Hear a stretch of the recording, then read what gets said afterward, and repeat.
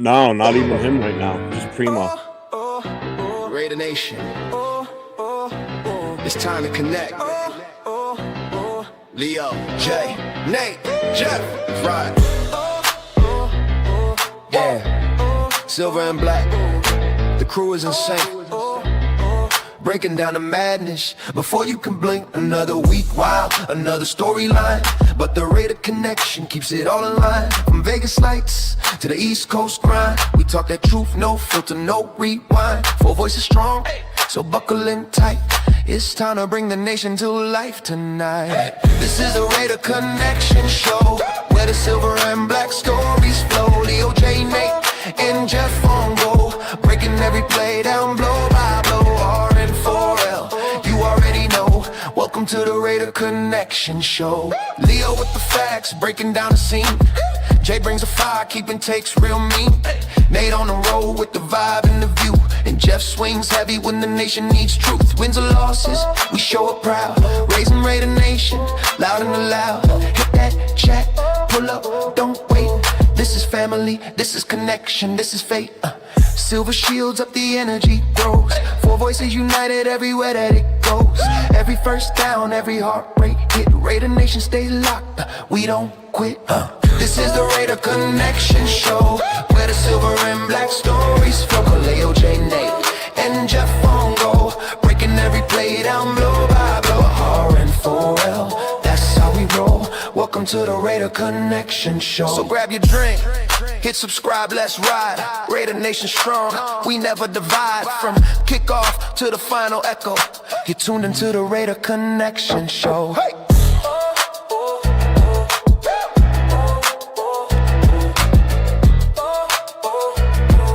You're tuned into the Raider Connection Show. Well, good morning, Raider Nation. You are here with myself and Mr. Chidolinus on his way back from Vegas. Yes, sir. Yes, sir. Halfway there. I'm in Baker. I'm charging. Charging. So I just woke up about maybe 15, 20 minutes ago. I pick up my phone. I hear my wife talking in the other room already. She goes, Pete Carroll got fired. I'm like, what? Huh? I look up. I'm like, where'd you see that? Yahoo. So right away, I'm like, oh, wait a minute. I look, I see a few other people posted that I consider to be legit. So I'm like, all right. Then I get a phone call from this guy. Hey, what are you doing? I said, I just woke up. So here is the official announcement from the Raiders organization and Mr. Mark Davis himself today. So here it is. The Las Vegas Raiders have relieved Pete Carroll of his duties as head coach. We appreciate and wish him and his family all the best. Moving forward, General Manager John Spytek will lead all football operations, including in close collaboration with Tom Brady, including the search for the club's next head coach. Together, they will guide football decisions with a shared focus on leadership, culture, and alignment with the organization's long-term vision and goals. Wow. Signed, Mark Davis. That's what Mark put out. I hadn't seen that one. Okay. Yeah, I saw it a little bit ago, so I tried finding it while the intro was playing so I could have that ready to put up right away. Okay, so I'm glad you found it. You know what? I'm glad he said it that way, that who's in charge. Now we know who the hell's in charge, bro. Yeah. He just said it. He made it clear to us right now. Yes, he did. And if anything changes from that, oh shit. Oh, I know, right? Oh, yeah. Yeah, you know, I don't think it'll be like last season. Remember how Telesco was go, and then the next day we're like, okay, he's safe, and then he was gone too. Well, and that's the good thing I think with this is they didn't wait. They didn't, he came out and gave his after game press conference, which I was surprised because I had heard rumors that they weren't going to, that there wasn't supposed to be a press conference, which told me right away that, all right, well, he's gone. Then he came out and had it, and I'm like, okay. Listen to it. We watched it live. I think because he won, they weren't going to fire him that night, Yeah, that'd be kind of like, hey, you won, but sword in the back, like, hey, you finally got us another win, Yeah. Oh, so, man. Real quick, let's see what we got here. I got a super chat from Aunt Six, $10. Warning, hurricane warning. Here I am, rock you like a hurricane. The U, it's all about the U. It's all about you. What up, Leo? Chat, Fernando Mendoza, QB1. Let's go. Thanks for the super chat, brother. Freaking Oh hell. god. So we got a packed house in here already. So we got a bunch of people in here. So we got Raider Paul's in the house. Frank Webb is What's here. up, boss? John Leone's here. Cisco, here we go again. I will still say we should have given Pete one more year. Sun Goddess is Yeah, in the I house. would have understood that. What up, Sun Goddess? Raider Ryan Nation, I don't ever wish to see someone get fired. And I agree. I feel bad for him in a way, but it's a business. Of course, now my dogs are going to start going crazy. Especially someone as accomplished as Pete. I'm glad to see things working correctly for our organization. Yeah, that letter says everything to me that he It put out. did. It did. I kind of like the way he put that out. Yeah. Which tells me that he's got faith in Spy Tech running this going forward. Yeah. You know, how much involvement is Tom Brady going to have remains to be seen. Yeah, You I know? mean, it'll be difficult, but obviously in the off season, he'll be able to have more input because he doesn't have to worry. Well, no, he's still announcing for the playoffs, huh? For Fox. Yeah. Yeah, because he's still going to figure. Yeah. Yeah. Well, who's got the But Super Bowl this year? So it won't be him doing that. That's for sure. the Super Bowl. I don't know who has the Super Bowl. Is it NBC again? Is it? I I'm don't not know. sure. I hope Yeah. not.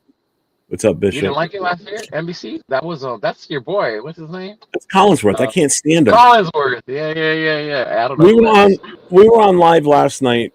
Myself, Jason, and Duncan, and the Steelers game was on. That was probably the best game on Sunday night I've ever watched because my TV was on mute and I didn't have to listen to Collinsworth for the whole time. You crazy. I was like, yes, this is a good game just because of that. But real quick to what Cisco was saying, like I understand it too though. About by here we go again, because it's like here goes another coach, another year, and it doesn't look good as an organization, right? No. So I guess I would have understood if he got another year, just to see what happens, and if he fucked up, then we'll get another high draft pick next year. But I mean, obviously they didn't like what they were seeing. They weren't expecting the 3 wins. I'm sure. Even the third one was ugly, man. Which, by the way, I know you were there for the first one, but I was in Vegas for the other 2 wins. Yeah, I was thinking that last night. I'm like, all right, I saw one win. At first, I was like, oh, I saw 2 wins. I'm like, oh, no, I didn't. I was in Philly. That was horrible. I'm like, Leo, that son of a bitch got to see at least 2 of them this year. So. I did. At least you went out on a high note for the end of the season. Yes, I mean, I'm glad we won yesterday. Oh man, I can't stand the Chiefs. It was yeah, I just wanted to beat them. So how was it though? Did you have a good time? Yeah, it was cool, man. It was cool. Afakasi came through. I saw the picture he put up on Facebook. Yeah, of Chris Wu was with you too. I saw by the torch. Yeah. I was telling them it's kind of cool because it kind of feels like a last day of school type vibes. Yeah. yeah, right. Like, okay, see you in a year. Yeah. Like, see you guys in April. Like, yeah. What's up, D-Man? Spy Tech will be addressing the media today. What up, D-Man? What's going on, big dog? Yeah. So, all right. So now there's so many other questions now. So now it's official. Pete's gone. I know a lot of people wanted to see the team go in a certain direction if he was gone. But now it's like, now that he's gone, now is everybody all in on getting Mendoza because he's not going to be the coach? Because I was the big negative on taking Mendoza if he was still here. I just didn't think he was the guy to help guide such a young talent and to progress this team forward, because obviously there was no progression at all this season. Yeah. So what's your feeling on where you think the direction's going to go now? Honestly, I've been listening to a lot of different people on the coaching. I know we've talked about Salah or Dayball in the past, but I kind of hope they go in the younger direction, if that makes sense, with the Kubiaks or the LaFleurs or things like that, so they can bring their own coaching people. You know what I mean? Like do it that way. I mean, because I guess in the same way, as much as I'm tired of retread quarterbacks, I'm getting a little tired of retread coaches as well. Yeah. So I wouldn't mind giving a young mind an opportunity, offensive-minded coach, obviously. Yes. And now you got the #1 pick you can entice the coach with, right? whether he wants to take Mendoza or what he wants to do with it, or work with Spytech about what they want to do. But I think that entices people to want to come here because they were like, who's gonna want to go to Vegas? Who's gonna want to go to Vegas? Well, now we got the number one overall pick. Ask Yeah. Ben Johnson why he chose, to go to Chicago because they have Caleb Williams. Yeah, instead of coming here Yeah. with the 6th pick, and there really was no. Yeah. There was one Yeah. quarterback, and how has he been this past season? He went obviously to a shitty team, so Yeah. he got hurt yesterday too. By the way, last game of the season. Yeah. Oh, he did. Um, Ward got hurt. Yeah. Yeah. But I mean, Jackson Dart, he was in it last year too. Remember? yeah, true. Yeah, but he went way later though too. I mean, he he went wasn't later. like that consensus, like one of the top picks early in the first round. Yeah. No. I guess the one thing I like the fact that it's going to be Spytech that's like Mark Davis should not even be anywhere near the hiring of the next head coach. That's why I said let Mark enjoy his time and let him do his thing. And if he starts to meddle, have security take him, like I've said before, and put him in a dark room like Aaron Rodgers was in. So he has no connection to anything. So Spytech and Brady, however much Brady's involvement's going to be, can go and do what they need to do to get the right head coach in here. Because that's all that matters at this point. We got two things we got to nail. We got to nail the head coach, and by all means, we got to nail this draft pick and make sure that it's the guy that we want. So, or get a home for it. We've talked about it before. And that's the other thing too. Like if you're going to make this pick, and I said this last night on the show, that this is the most important pick in the last 20 years of this organization. Yeah. This is the one that's going to hopefully set us going forward for a long time. Because if we screw this one up, we're right back to the same old Jamarcus Russell bullshit. So, and I chalked that one up to Al Davis because he was just so enamored with getting him, and not because he fit Davis's ideal. Exactly, big arm, and that's the big thing. guy. He fit Davis's mold, but it wasn't necessarily the right mold for the team. And the team did their homework. He just didn't want to listen, and he was just like, "Nope, that's what we're taking. We're taking him. We're taking him." So the scouting department's got to be on point with all their vetting of all these guys that have potential as the number one pick, because you're going to nail this one. If you don't nail this as the number one, then we're setting ourselves up for failure. Because I don't want to find out, a year from now that he's got this charge that just popped up out of nowhere, or he did something like this in the past that just taints this kid, ruins his. It's just so much shit that can happen.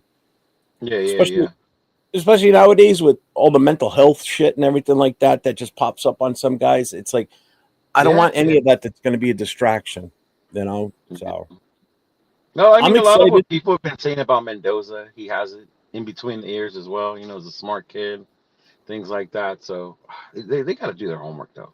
They definitely got to do their fucking homework and see. Oh, yeah. Oh, my Lord. What did that message just say? Which one? The one before about Arians out of retirement?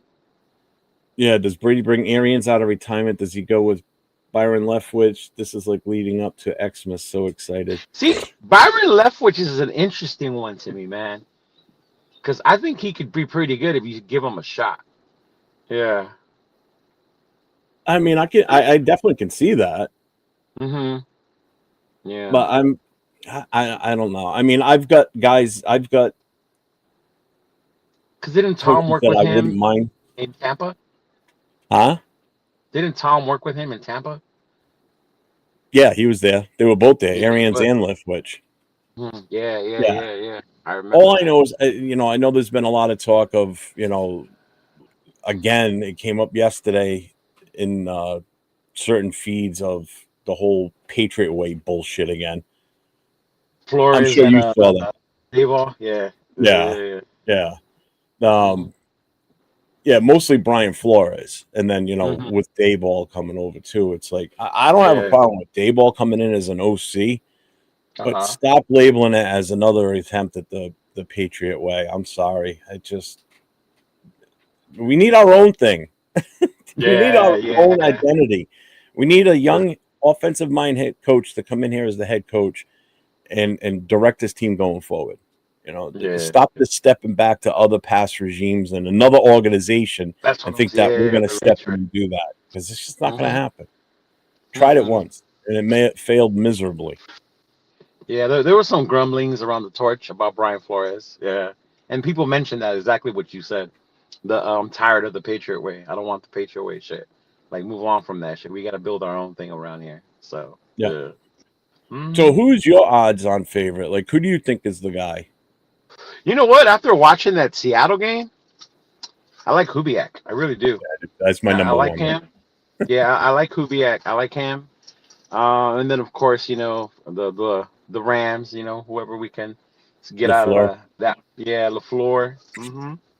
So those two would be my main ones that I think I would like to see. But my main one right now after that game I saw is Kubiak. Yeah.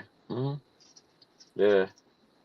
Because I know some other people were talking about Shula too from Shula the was Rams. another one from the Rams. Yeah. I want an offensive minded head coach. I Yeah. don't want a defensive one. Yeah. Uh, Yeah. the only one that I wouldn't be opposed to coming in as a head coach that's not offensive would be Salah. Saleh. Yeah. But I know some people are soured on him now after this past weekend's game. Some people are like, well, you see what he could do. Yes, this past Sunday, his defense. Man, but what he's done, and that Niner team is like injured, like depleted. How often is Bosa actually get out there and play sometimes? You know what I mean? He's always injured. Yeah. And the fact that they were still playing like for that position after being as injury riddled as they've been, like Salah's doing his thing over there. Yeah. And people also forget, too, that, what's his name? Williams, the left tackle for the 49ers, went out of the game fairly early, and that had a huge Yeah. impact on that offensive line, too. So the Mhm. 49ers just couldn't move the ball efficiently. I mean, that's huge. You Yeah. take your blindside protection away. I mean, there's a lot that goes into this. It's not just the head coach's reason for why they lost. Yeah, I know backups are supposed to help, but Right. kind of had to fill that void when he's like one of the best left tackles in the league. So Yeah, I wonder if JPJ and some offensive linemen are happy. I'm And maybe sure. not so much with Pete, but maybe because that means his son's gone. Brandon Carroll's finally gone too, which I think is a big He better for be. us. There Yeah. shouldn't be a single coach left on this roster right now. Oh, And, even PG. Oh, you're yeah, done I'm with done with him. Patrick Graham. And I've been Yeah. saying that the last few days, and the chat's been kind of like 75-25, 75 in favor of him going, 25% like, well, he's not that bad. And probably like about 0.5% of people saying he should be the head coach. I'm like, oh, hell no. Well, I mean, 8 Absolutely sacks not. yesterday, man. 8 sacks, 2 fumble recoveries, a safety. Yeah, great stats, but I mean, look at what we played against, though. Too. I mean, it was, Man, nobody knew the Chiefs quarterback's name, man. I kid you not. no, even Even the Chiefs fans, I had to ask them. And they were like, hold on, let me ask. And then they asked somebody, and then he knew who it was. Like one dude out of a group of them yeah, it's knew the O'Dukin, third. and somebody in the Yeah, chat and that's what said, we're saying, like Hadouken, like Street yeah, Fighter. Yeah. because I was That's how live we during the finally game remembered. yesterday, and someone was saying, I just pronounce it Hadouken. Yeah, that's how we finally remembered it. Somebody said like Yeah. Street Fighter, and we're like, oh, okay. Yeah, I'll try to it keep would up be with chat, interesting, people. man. So thank you everybody for being in here. I know this was kind of like a pop up show. Yeah, I wonder how they feeling. I'm pretty sure everybody is excited, right? For the Yeah, well, there's Raiders Food Chris. What's up, buddy? He says bye what up, man? Sons. Accelerator Kubiak was awful in New Orleans. He's only good when he has a stacked team. Hum is saying Kubiak. Bishop says no on Salah. Oh, Let's see. Linebacker he says no to Shula, no to Young Lombardi. Tell me what McVay guy has worked out, and don't say LaFleur.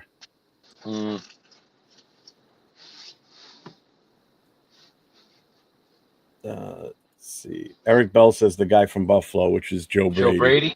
Joe Brady's the one. Yeah, I think John's big on Joe Brady. Yeah, because of what he did. I wouldn't be opposed to it.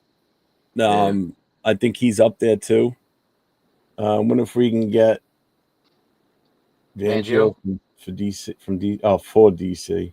For DC, yeah. You know what would be crazy? And you were just talking about the game, and Pittsburgh won, so the Ravens didn't make it. And I know in Baltimore, there's like rumbling about moving on from Harbaugh. I wouldn't be. I was thinking the same thing last night as I was watching that game. I wouldn't be surprised if Yeah. he's not back next year. Mm-hmm. We'll see. I mean, do we want to go that route? I mean, he's a proven winner. There's no two ways about it. Yeah. You know, but we thought the same thing with Pete Carroll too. He's a proven winner. But you know what? I've seen Harbaugh build something when he had less. You know, even before they got Lamar and stuff like that. Yeah. Uh-huh. Yeah. So linebacker U says I had dinner with Flores 2 weeks ago. Said he wouldn't listen to any head coach role unless he had more power to determine the entire organization, which is what we don't want. The GM's gonna manage, bro. You just here to coach. Yeah. I mean, granted, they have to work together. He's gonna have some input about what players he wants or what kind. You know. Yeah. Yeah. Yeesh. Let's see. Raider Paul says no to Harbaugh. Raider Paul's negative on everything anyway. So. Just no, kidding. he wants Mendoza. He wants Mendoza. He's happy. No, I know he does. Oh, he's going to Bakersfield. So I'll see you in Bakersfield, Paul. Yeah. The only problem with PG going is he is the best of bend don't break, which is needed with bad defensive backfield. Without someone better, it's easy to get worse. You can't. I get it, but I mean, he's survived now four different coaches in the last 4 years, basically. You know, and I'm pretty sure. I mean, he might get some calls from other teams as well. Oh, I'm sure he will. Jay, if you're watching, he just messaged us in the chat. You can hop on. He sent you the link for a reason. Yeah, come on in, man. That's why I put it in the Raider Connection. This is like an impromptu Raider Connection show right now. Yeah. He said no to Harbaugh. Fangio would be. Fangio's a really good defensive coordinator, though. I do like track record and less than talent. Mm-hmm. Turned into great defense hence his time in Denver. Mm-hmm. I get it. And I wouldn't mind. You know, I'm a big defensive guy. I'm huge on defense, man. If we can have a good defense and just do what like Houston, a good ass defense and a quarterback that's not going to turn the ball over. Yeah. Mm-hmm. A new beginning for the Raiders. It seems like it's a new beginning every. Yeah, right. This totally feels like deja vu every goddamn year. It's horrible. You know, man, it was so funny because a lot of people were talking about when to go live, right? And they were moving their shows to like Tuesday, just to make sure that if anything broke on Monday, they weren't going to be able to, you know. Yeah. Yeah. Well, as soon as I realized it was a legit thing, I was like, all right, well, I'm going to go live. And then I literally just turned my computer on and my phone rang and I looked. I'm like, oh, it's Leo. So I'm like, I had already planned on going on, and I'm glad that you hit me up because I didn't know where you were or what you were doing. So it was worked out perfect. But yeah, I was like, man, I'm not going to be able to set it up. I wouldn't be able to set it up on my phone. I know I could join, but it would be difficult to set up on my phone. Yeah. Mm-hmm. But it's kind of crazy to read the comments on the phone. Yeah. Mm-hmm. So you're saying Fangio is just a DC, not head coach material. We'll see. You just blacked out. Joe Brady. I know because I went to go respond to Jay. Mm-hmm. Proved himself yesterday with Mitch, former number one, to career backup Trubisky. Ugh.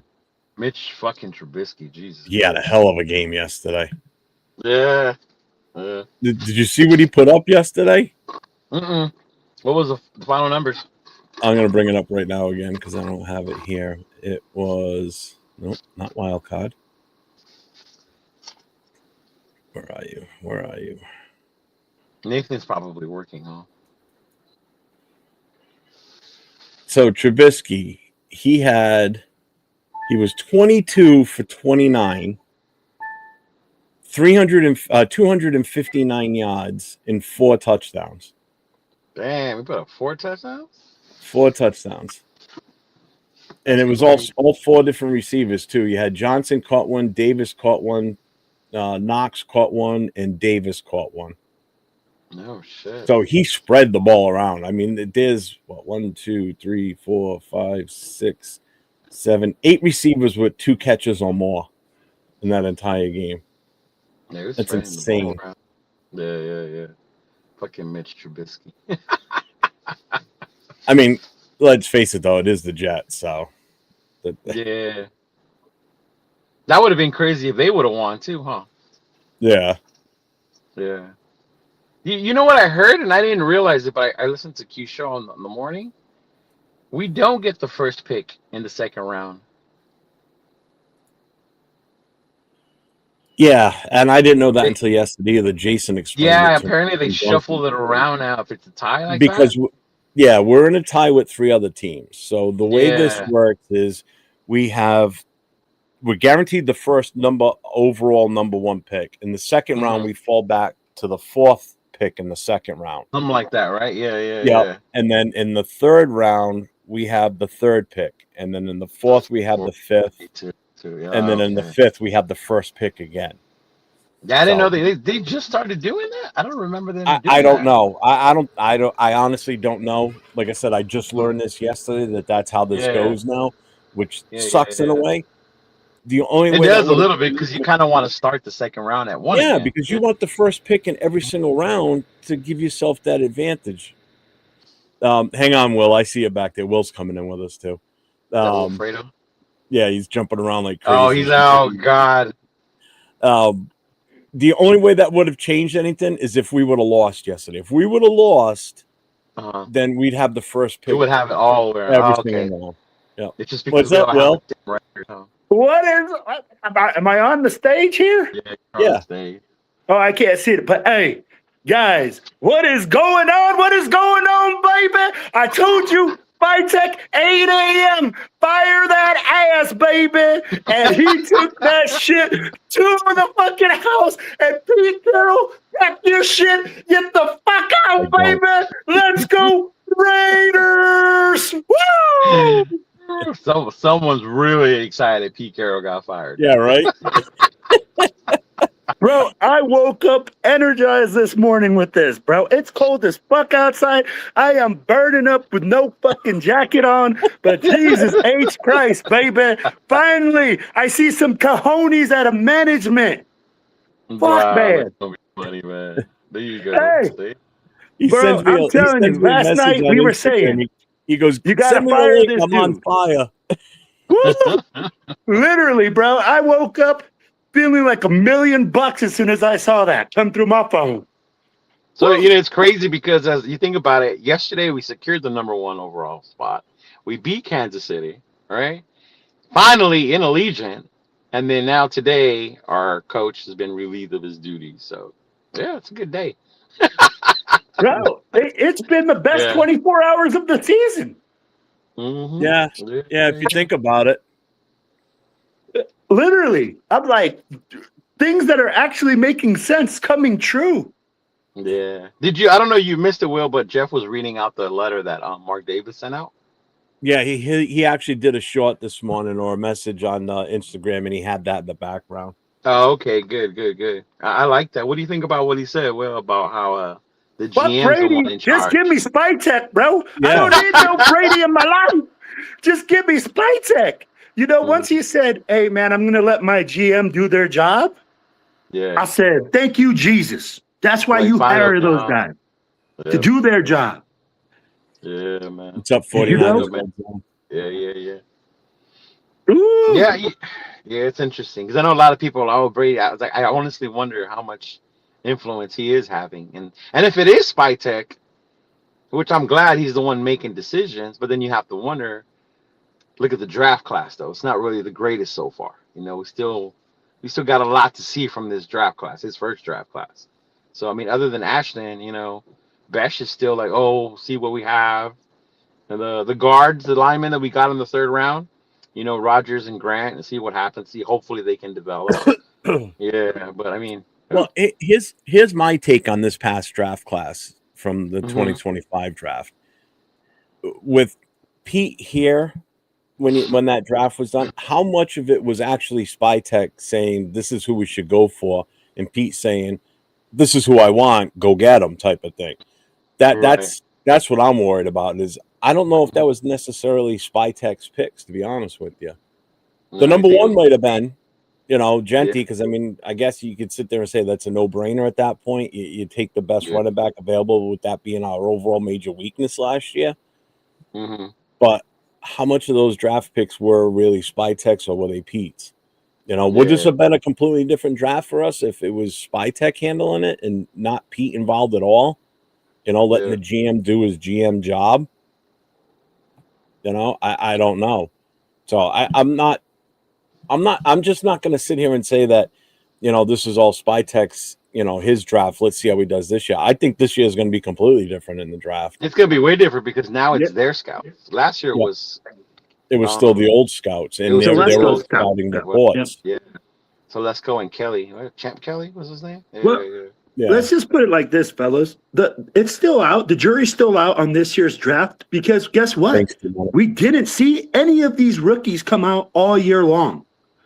We literally saw them come out at the very end of the year, get reps. Coaches were like, oh, they weren't ready. They weren't ready. Honestly, the evaluation period is still out for these guys for this draft class. We won't see these guys probably develop for another year or two, especially the 3rd and 4th, 5th, 6th round picks. Yeah, the third, 4th, 5th rounders, like those, I always say, you to time, Yeah. So you're going to see those guys develop. Yeah. And that's where we're looking at it and saying, hey, Aston Genty getting limited reps. I'd be like, never heard of it in my life that a running back is getting limited reps as a rookie, because we're breaking him in. I'd be like, he's like a tennis shoe or something. So I'll be like, oh, Jay, what did I say? What did I say? 8 a.m. sharp, Jay. 8 a.m. sharp. Spytech get to work, and what do he do? Put that boot to ass, baby. BTA all day long with Raider Nation right now, bro. Hey, what's Spytech putting out that BTA. Was it 8 a.m.? I don't know. I was earlier and it didn't happen. So Dude, I had a random crazy thought. Oh, no, it can't happen. Never mind. Because Chip Kelly just took another job already, right? Oh, bro, he's already with Northwestern. And let me tell you what. Doesn't that say a lot, bro, that no other NFL team went to go get Chip Kelly? Well, I mean, you couldn't. It was still the middle of the season. What were you going to do? Yeah.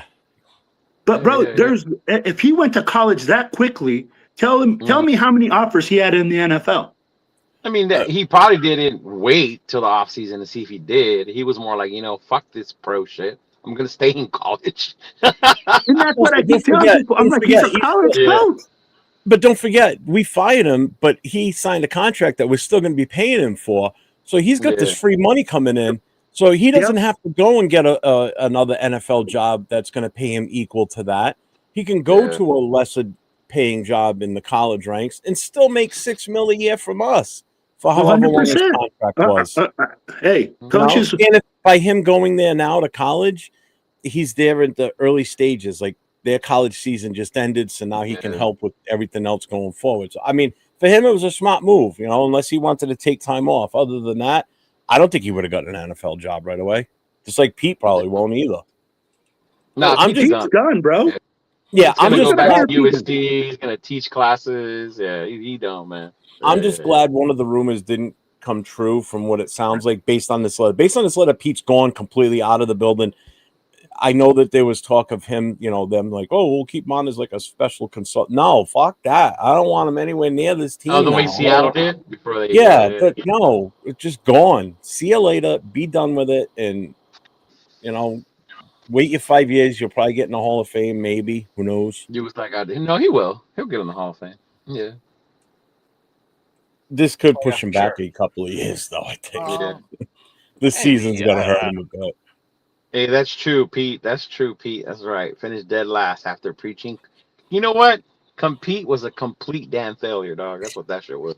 Yeah. 100%. As Leo would say. We got catfished. We got 100% catfish, bro. Oh, we were lied to. We're lied and deceived. Oh, bad. Man, I'm glad we actually completely closed the book on this season's chapter. That's it. Like, this is like slam the book shut on this one. Yeah, exactly. You just like got it. put it in video terms. You got to the final level and you finally beat the boss, and then cool, you're done. I'm like, fuck, that was hard. It was hard to do. That's hard to watch. Yep. Yeah, it was hard, especially that losing streak we had in our own division, bro. That was ridiculous. Yeah. Yeah. Well, at least we prevented us from going 0-12. So I'm happy. Your boy AOC, man, that's the chief killer right there. What? He's got 2 dubs over them. Yeah. See, he got 2 victories and I was over. Like, why calling him the chief killer? I'm like, well, I don't know, bro. That's his name. Oh my god, bro. That fucking score was crazy, dude. It was 12-11. Oh my fuck. God. And then Jeff's favorite player, Cash Money Carlson, came in clutch. Finally. Right? For him not to miss a field goal. Well, if you watch I put a clip out there from yesterday as he was getting ready to kick. I was going, miss it. Were you? Yeah, because I wanted to have the first pick through the entire draft. I didn't want to have to do this whole shuffle bullshit. Fucking Jeff. But whatever. It is what it is. But hey, I'm happy he didn't miss any. Hey, I'm not gonna lie, bro. I was telling Apokasi, I don't think he's gonna make it. Like, no way. He gonna make a 60-yarder. Like, as bad as he's been this year. And then when he made it, I'm like, that shit would have been good for 65, bro. That shit had the fucking Well, I think the bonus is he was indoors. Outdoors, he probably would have missed it. That and he's a free agent, man. He's trying to stay with this team. Yeah. The wins yesterday. If you watched the Pittsburgh game last night, man, those kicks were going everywhere but towards the goalpost. Yeah, I saw when Baltimore missed. Yeah. I mean, one went like this, and all of a sudden it went, "Phew!" Yeah, that was crazy.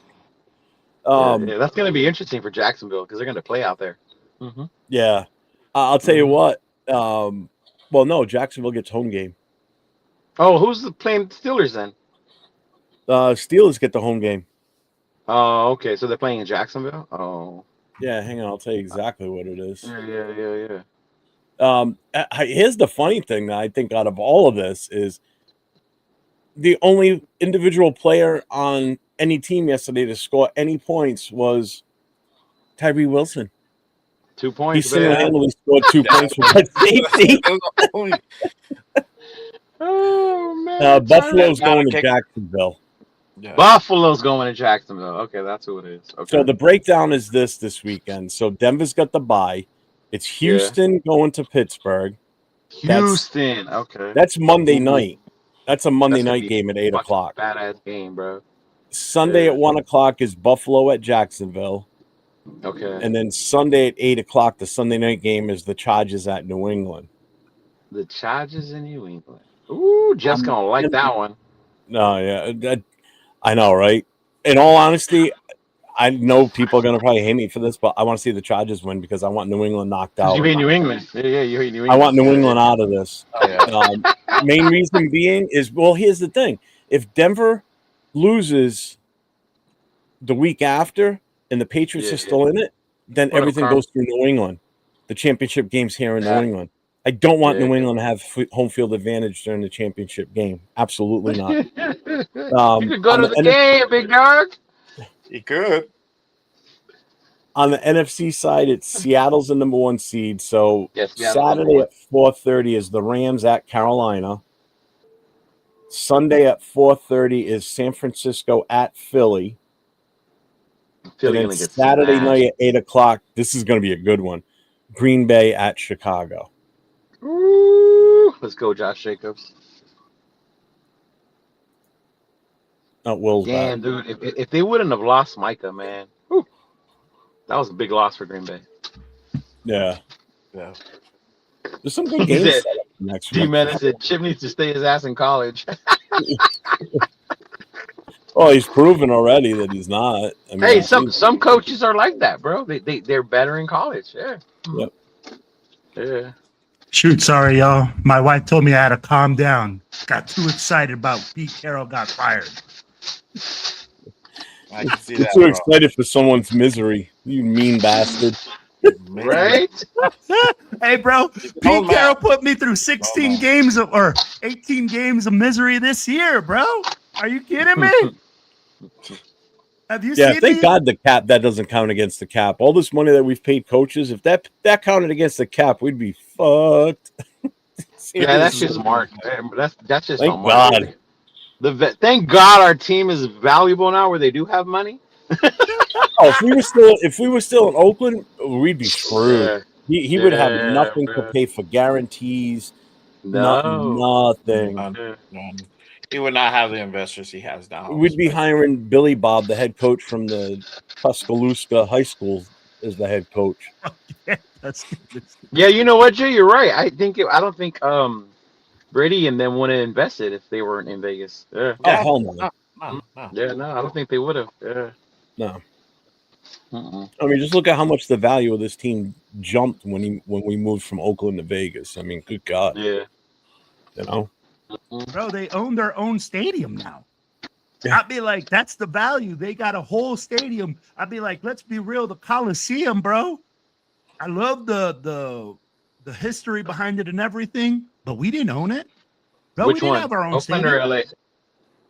The Oakland Either. Coliseum when we were in Oakland. Oh, both. We didn't own either. We didn't own LA. No, either. the Coliseum, we the don't- LA we didn't Coliseum own- is owned by USC. That's theirs. Yeah. Yeah. That's theirs, So at yeah. the end of the day, bro, like it was a business decision and he made money. People don't like it, but at the end of the day, bro, if you own a business, you got to make cash. Right. Yeah. Hey, I'm not in business to get poor.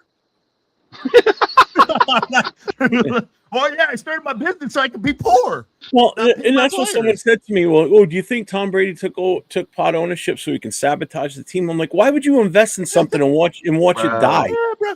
Well, you're To gonna lose money. understand That's why the problem. Brady invested, you need to come to Vegas and see his face is plastered all over the strip. Everywhere, you bro. can- All over the Watching out fucking there. strip, bro. Yeah. But you ain't gonna invest $300 fucking million to freaking suck ass. You're not gonna be Right. like, oh yeah, bro, I just got 300 mil. I'm gonna go make that team suck and make that organization suck. Yeah.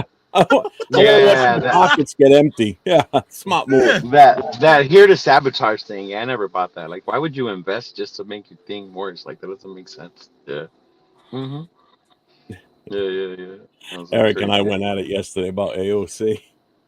Oh, Oh, man. really? The Chief Killer. That's what we're gonna call him, bro. We're gonna call him the Chief Killer. He's one of my chapter members. He lives not too far from me either. Yeah. He was giving me all kinds of shit last night. I'm like, dude, he's in the game. He's playing well. Give him a break. He pretty much got the win for us yesterday. Right. And it was funny. I was gonna bring my fucking AOC jersey just to troll, but I forgot it. I didn't bring it. That I knew he was gonna play. I was like, okay. And then I was like, oh shit, they won. Oh, and you're right too. But that's why you never leave early. Because look at how that 100%. did. People didn't leave early, did they? No. I mean, it wasn't full anyway. Like full. Yeah. No, but Hmm. well, it's, you know what? In all honesty, because at one point during the game they panned a nice shot of the stadium inside, and I even said it. I'm like, I can't tell if there's a ton of people because the seats are black. The red stands out. That's the red part. stands Yeah, out. red Red stands stands But out. even, out. but I didn't even see a shit ton of red there in the camera angle they showed. Yeah. You know, were there a lot of Chiefs fan there or no? There was a few. I wouldn't say a lot. I mean, I've seen more before. Yeah. Well, I kind of. You know what I did see of? I saw a lot of fans with just their team jerseys, like Eagles, Steelers, Cowboys, Niners. Which I expect in yeah. a stadium, like in a city like Vegas, because you're getting people Yeah. from all over the world, basically coming to Vegas for the entertainment purposes of going to Vegas. And if they catch a football game because the tickets are cheap, I mean, you guys weren't even thinking about going into the game on the other day, and then all of a sudden I see a picture of all yous inside by the torch because Afakasi. Well, what we ended up doing was just getting one just to get in. Yeah. And then I had got some pretty good deal down in the 100 section. So we stood by the torch and then we looked around to see if it was full or not.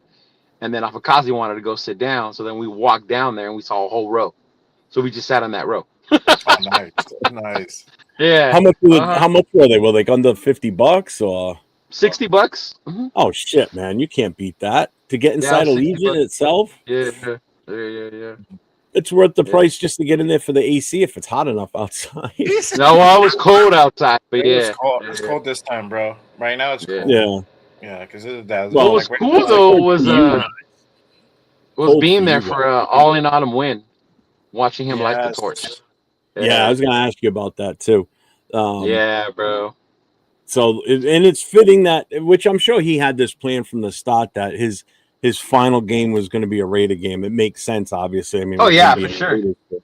Yeah, So, yeah. and the fact that the Raiders organization acknowledged him to let him light the torch, I think that was the most awesomest thing that probably happened to him this season, was to get the his rest family was there too. His dad. finish. Yeah. Really, good for him, man. Good for him, man. Think about the amount of money and time that's taken him to do that. I mean, I saw him at the beginning of the season, along with Will when he was here for New England, and to see him through the stages, and then to see him in Philly, and got to talk to him again face to face in Philly, and then watch his travel throughout the season, and then watch it end on such a high note for him. I mean, you could see it in his face in the video and the pictures that he was just excited as could be. So good for him. Dude, and we were all excited for him. Like when we all saw each other, the usuals, we all saw each other out in the parking lot. That's why we were going in, was to go see Brian. Like, we're gonna go stand by the torch to cheer on Brian. So then we were all there, and they were like, "Hey, Leo, we're on this side." We were all of us were just up there, man. And then he lit it. Then when he came down, I have another video when he was walking out with his dad, and we were all just cheering Brian. We're just saying Brian, Brian, Brian. And it was cool, man. That was a cool moment for him and his family. And then, of course, afterwards, too, after the game, they had a little celebration for him as well at the Whiskey, the little place across the street from J Lot. So then even there, I think they presented him with a jersey, if I remember correct. Really?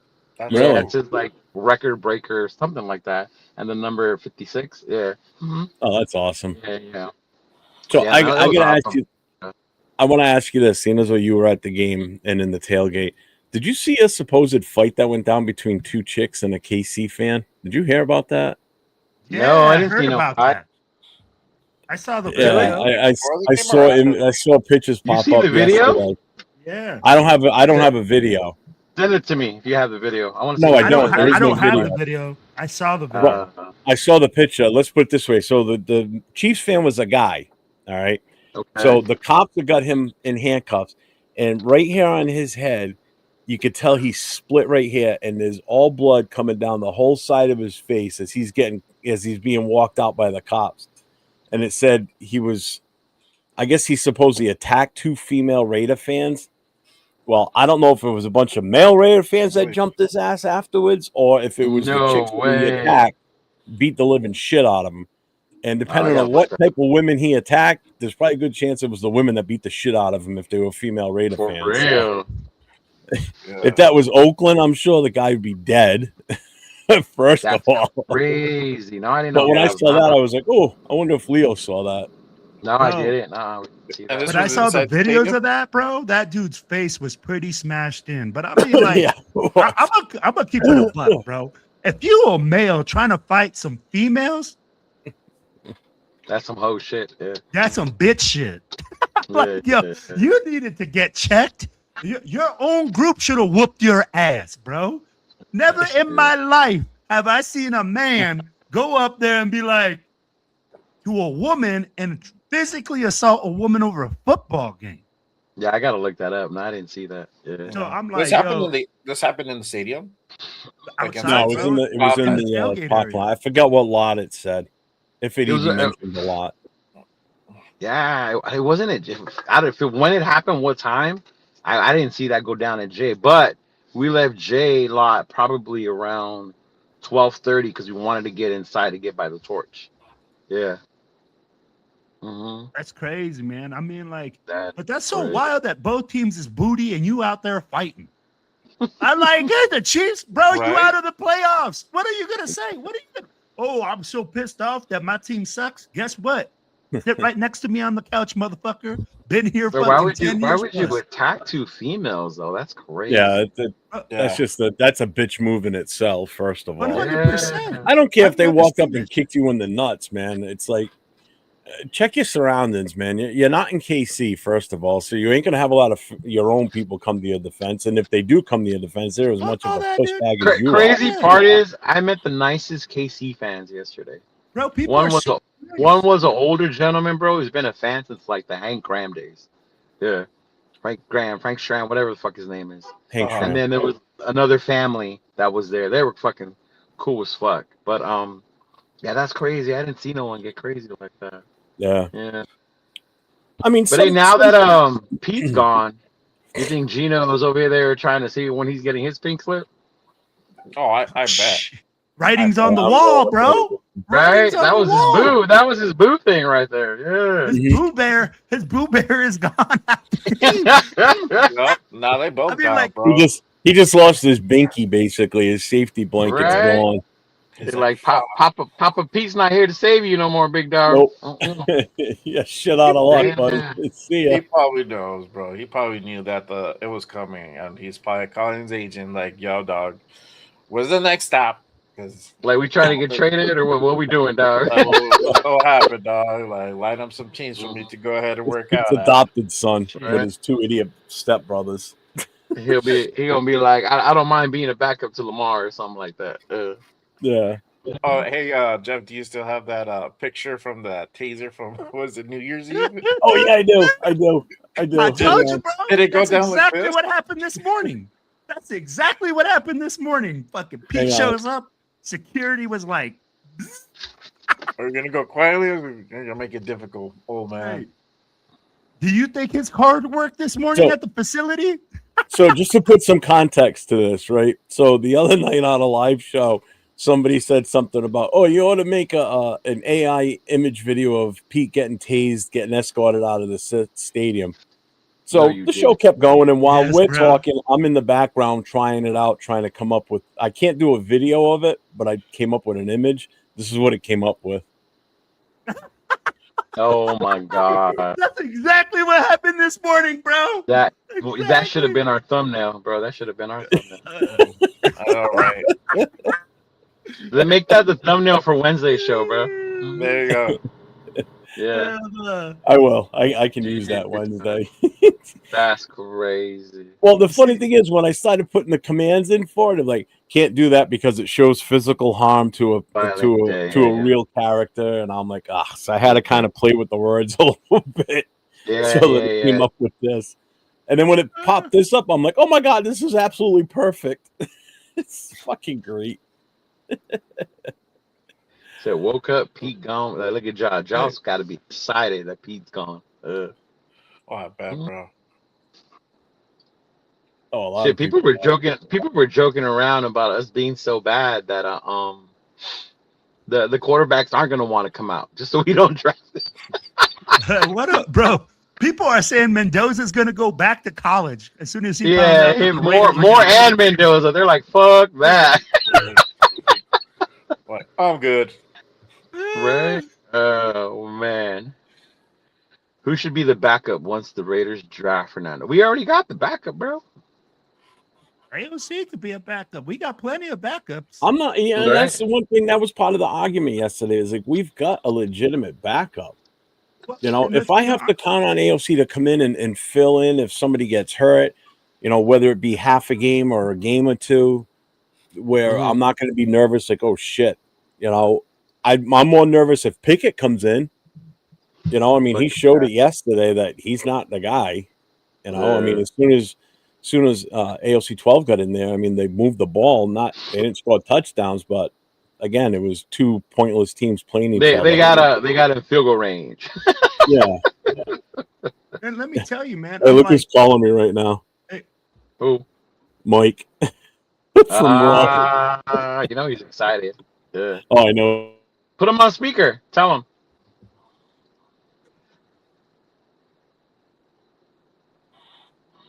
I don't hear That's nothing. crazy. No, he's talking. He's telling him first before he lays. You know, let's make sure. Okay. Yeah, All right. So I got Mike on here with us. See, Mike, say hi. You got myself, Leo, Will, and Jay Raider on here with us. What's going on, fellas? How you doing? Happy New Year to everybody. What's Happy going on, New Year, brother? big dog. What's going on, bro? Happy New Year. Can you hear them? Okay. So what's up, my guy? So, yeah, so what's going on, fellas? Happy New Year to everybody. Happy New Year, brother. Happy New Happy Year. New They said Year. they can hear you. You can hear them, Oh, right? okay. Oh, okay. How's it going? Good. We're all in kind of happy mode right now. You missed Will jumping around like a Mexican jumping bean over there. He was so excited. He was hopping all over the screen. He was so excited. He was, bro. He was bouncing around like a tigger on his backyard. Bro, Oh shit, that was funny. So what's Yeah, your congratulations. how do you feel about all this? I'm pretty, I've been calling this for Yeah. like 7 weeks ago, 8 weeks ago. You know, I mean,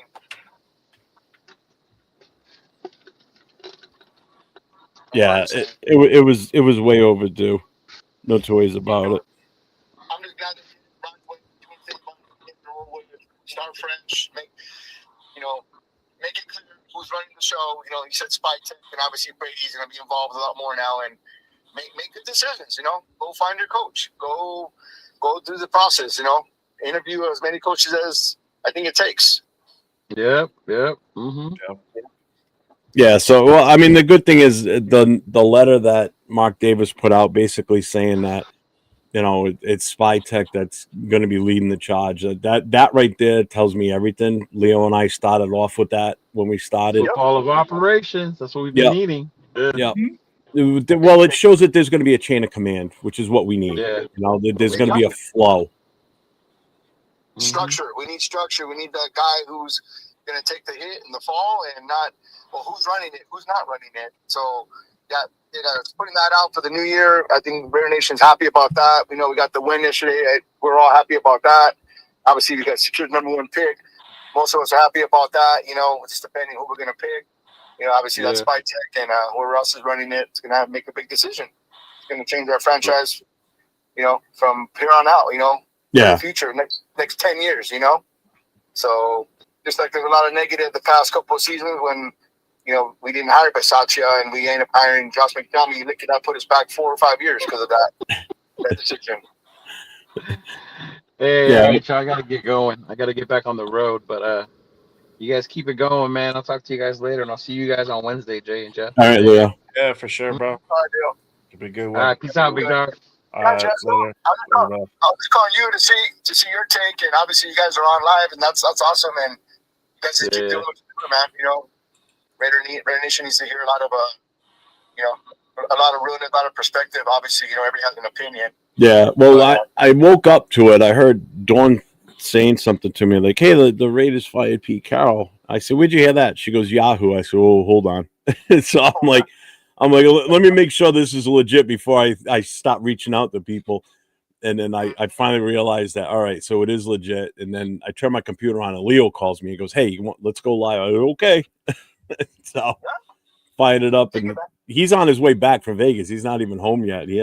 He goes, "I got to pull over and charge the car, and then I'll hop on." So, but we got Will on here with me now. Leo just left, and then and we got Raider J. Are you home right now? No, actually, I'm working today. So, just getting the news like everybody else, and we talk on the side, Jeff, all the time. And I was thinking, what's going on with Jeff? And you guys are on the show, so that's perfect. Getting the news out there and different perspectives from a lot of Raider Nation, and that's what we all need, and come together and just make the right decisions, man. And I'm just glad Mark Davis finally made that decision. Like, hey, this guy's running it, and I have the confidence in him. And he did throw in Brady in there, right? The letter does read that. So for I'm going to put it back up on the screen, so if anybody hasn't seen it yet. So basically, it says the Las Vegas Raiders have relieved Pete Carroll of his duties as head coach. We appreciate and wish him and his family all the best. Moving forward, General Manager John Spy Tech will lead all football operations in close collaboration with Tom Brady, including the search for the club's next head coach. Together, they will guide football decisions with a shared focus on leadership, culture, and alignment with the organization's long-term vision and goals. Signed, Mark Davis. Mark Davis. There you go, Mark. Yep. I'm proud of you. Good for you, Mark, for finally making that decision and saying, hey, you know what? I don't know too much about what's going on the football side of it. I'm gonna let these guys do the professionals and making that decision. I think it's clear. They know. For me, we're like, is Pete Carroll running it? Because I mean, they gave Pete Carroll everything that he wanted, right? And it didn't work out. So let's get the head coach. I mean, who do you guys? What are you thinking, Jeff? Who do you want as head coach? Obviously, there's a lot of names out there and rumors. And who would you like to see? I'm if I have to choose right now, I'm in on Kubiak. I don't know, Will. Who are you preferring? Do you have a preference? Fuck anybody besides Pete Carroll right now. Well, we don't have to worry about that. Pete's gone. So yeah, I'm there with Kubiak. I'm there with Shula. I mean, like, there's a lot of young guys. I just want to go younger. I don't want to go older. I don't want to get a retread. I want somebody that's new, somebody that's like, you know what? I'll take a Kubiak. I'll take a guy from the McVay tree. Somebody that just has some sort of semblance that can contact with their young guys. I'd be like, Pete Carroll is 105 years old. He has nothing in common with the 22-year-old. Yeah. So, yeah, that's something that I'm looking, just youth movement, man, youth movement. It's still people saying like, "Oh, let's bring back Gruden," even though I know this guy's probably bullshit, but bullshitting. But trust me, I've heard it from legit Raider fans already. Like, "Oh, let's bring Gruden back." I'm like, "Hell no, man, no." Yeah. I told you it would have been nice for him to finish out his contract, but the NFL is always looking, always to get the Raiders somehow, some way, right? That's what it always seemed like, and that's what it is. It's not what it seemed like. That's what it is. But no, I'm on board too. Kubiak, there's a lot of names out there, but we need a young offensive-minded coach. Even if it's a DC coach, look at Mike McDonald in Seattle. They're doing a great job he's doing in Seattle. Yeah. Young guy, brings his whole system in, and and obviously Clint Kubiak works under Mike McDonald, so if they're winning, and look at Sam Darnold. I mean, geez, I'm saying back-to-back 14-win seasons. So yeah, I mean, I just think they just say interview as many people as they can and get the whole spill from other coaches as well. But I'm leaning toward the offensive-minded coach. I even heard something about Cliff Kingsbury might be coming. Interview, but I don't know about that. I think he got a little, Well, his name's been getting thrown around the last few days. Actually, I've only heard his name in the last few days. Prior to that, I didn't hear much of anything prior to last week. Exactly. But I mean, it's always good, Jeff, to talk to you and the guys, the fellas. Yeah, same here, man. Yeah, same, brother. But no, just excited, and it was good to finally see another win. Right, we got the first win, Jeff, in Boston when we went. Yep. And then the last win in KC. Hey, I look at it this way: with the new head coach coming in here with a flashy new number one pick, I mean, we got 2 games on the East Coast with the Raiders coming out here, so hopefully it'll be a better time at the game. Well, I mean, the New England game was fine because we won that one. But so well, you seen the new schedule, right? Well, the schedule that came out. Yeah. With the remaining teams, we got New Orleans again. Yeah, I saw that. And that's fun. That's always a fun place to be at. Fun, but definitely New York and Boston on the map.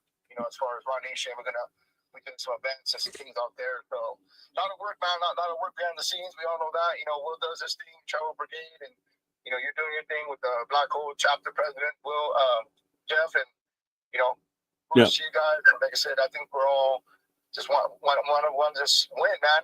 And winning is starting the way we're going to start. Clean slate, and let's move forward. Let's get the number 1 pick. And who are you thinking for our number 1 pick? Well, now that we're not going to have Pete here, then if whoever comes in here thinks that Mendoza's the guy, then go for it. As long as we take care of the offensive line in free agency, even if we just add Lindenbaum alone, makes a big difference. But I just think better coaching in this offensive line will be fine. So I'm all in on Mendoza. If they think that he's the guy that's going to propel this team and move us into the right direction to the future, then let's do it. What do you think about the rookies that played Rodgers and Grant? What do you think about those guys? I think they played this past game. Rodgers looked okay. Grant looked like he was getting pushed around a little bit out there. But again, it's how much time has he gotten in prior to? He hasn't had a lot of time out there. I'll tell you who looked horrible yesterday was Glaze. Glaze was getting lit up nonstop yesterday. Go. Oh my God, Jones was everywhere in that team against us yesterday, man. We couldn't stop him worth crap. But Glaze was just getting pushed around like a little school kid.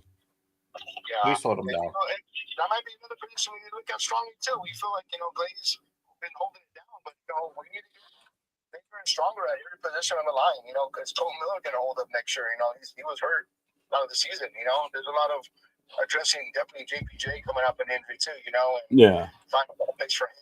Is he going to be center? They're looking at trying to get that Raven center. To free agency or whatever it may be, but. I feel like, draft Mendoza, go jump back in the first round and grab another old lineman. Grab the best old lineman in the first round. That's available. That's for me.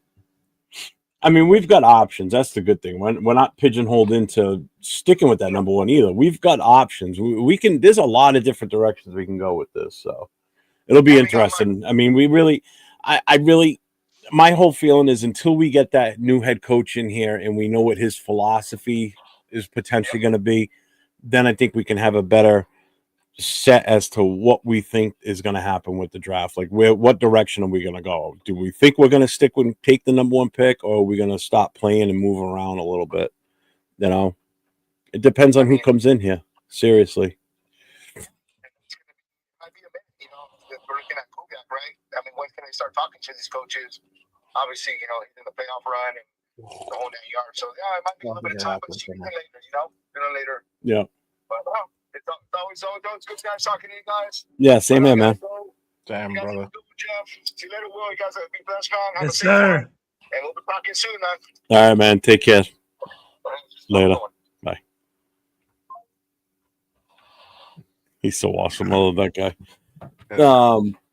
So anybody that didn't know, that's Mike from Raiders Against the World out in Cali. So I had met him. I had talked to him for quite a bit last year prior to the season even starting on, setting up the weekend party stuff for the New England trip. And then when he finally came out here and I got to meet him for the first time, the dangerous thing is him and Will together. Because they're both so energetic and they're both like complete hype guys, and which is awesome. And you get the two of them together, forget it. Oh my God, that was a blast, man. That was a good weekend. So I look forward to that again. It's gonna be electric in the NYC. I'm telling you guys like that, man. Yeah. It's gonna be fire. It's gonna be a whole lot of fun. I know some people were talking about in the chat last night, and I think Jason even said it in the show about the possibility of even, or maybe it was Duncan, Glaze moving inside to guard as a possibility. You can move him. I mean, like, dude, that's a possibility. Here's the thing. He is just not holding it down out there by himself on that island. Well, and that's the thing. We have to bring in another right tackle, right? We have to evaluate the coaching there. Yeah. That's where Brendan Carroll was so key. An offensive line coach gives you a lot, man. I'm like, without an O-line, we all know we don't do shit. Right, money. So I'll be like, at the end of the day, man, we have to look at that and say, was this a Brendan Carroll experiment that went wrong? Or because, I mean, like, DJ Glaze was not this bad last year. No, he was not. No offensive lineman was this bad last year. So at the end of the day, I'll be like, we got to look at the coaching and say, hey, man, fucking Brendan Carroll was a POS O-line coach. I'll be like, we have to reevaluate. The guy that comes in has to look at his line and say, bro, what do I got? And really, for this year, shit. So this goes back to last night on Jay and Jay show with Will and them. You think Max Crosby is going to the Bears or at least get traded? I finished my show last night and then I saw that they were still on, so I got in the chat and I sent Will a message during the whole thing. I said, I'm just busting balls and it's just trying to just to fucking stir the shit. And I started stirring this shit. I was like, I took the bait and I just kept going with it and I was just having fun with it.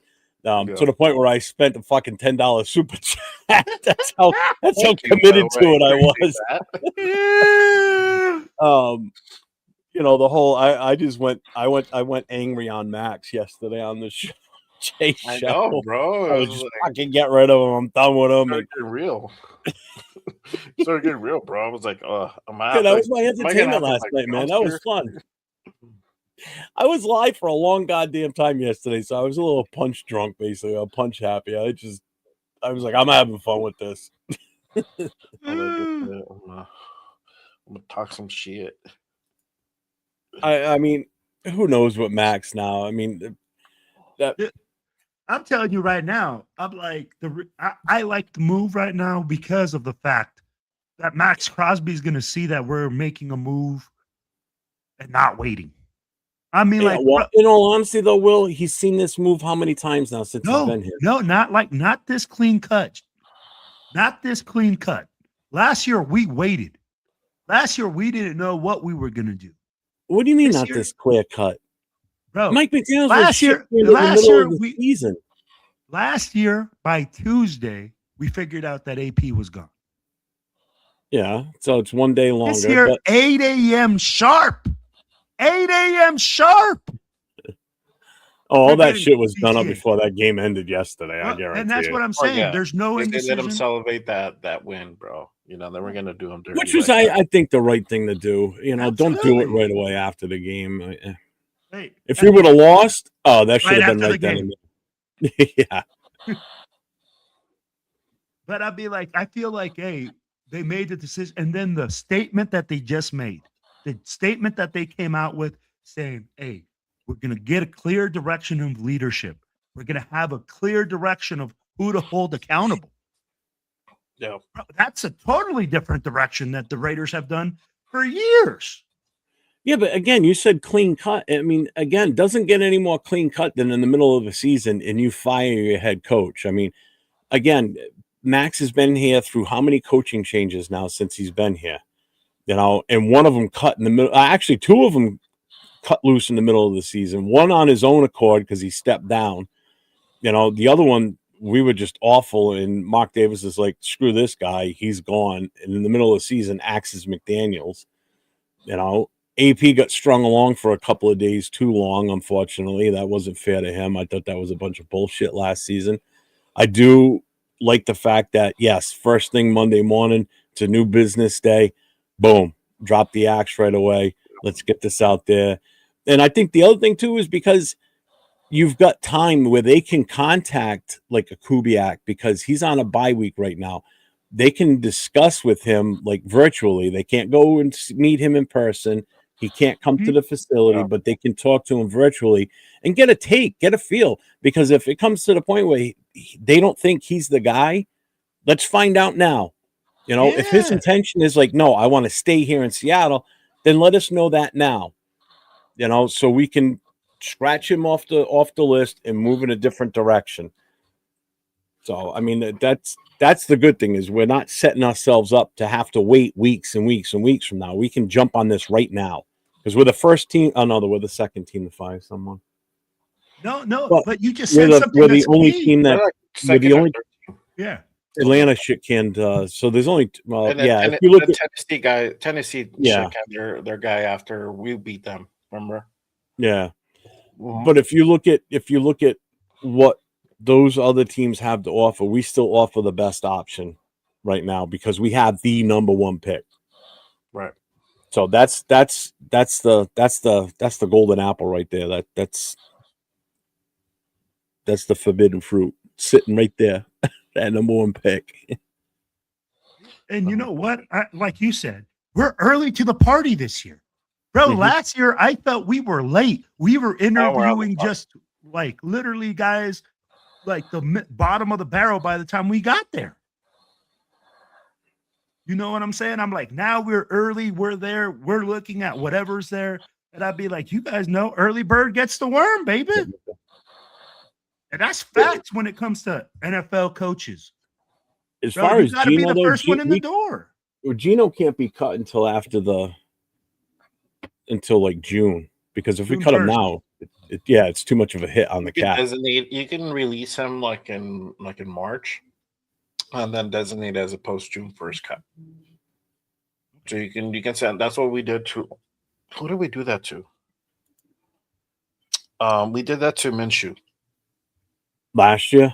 Yeah, we let him go in March, and I think we designated as a post June 1st cut, and then we were able to go ahead and not like save some money there or whatever, however that worked out. But I think we did it with that one. I could be mistaken. No, and I agree, Money Chuck. I think Glaze needs some more time to perfect his craft.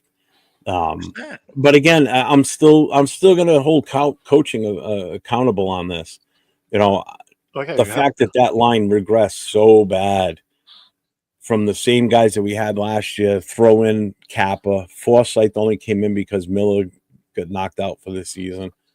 I still attribute some of Glaze's downside to the coaching and the other players too. Like JPJ, prior to him going down with an injury, wasn't looking that great either.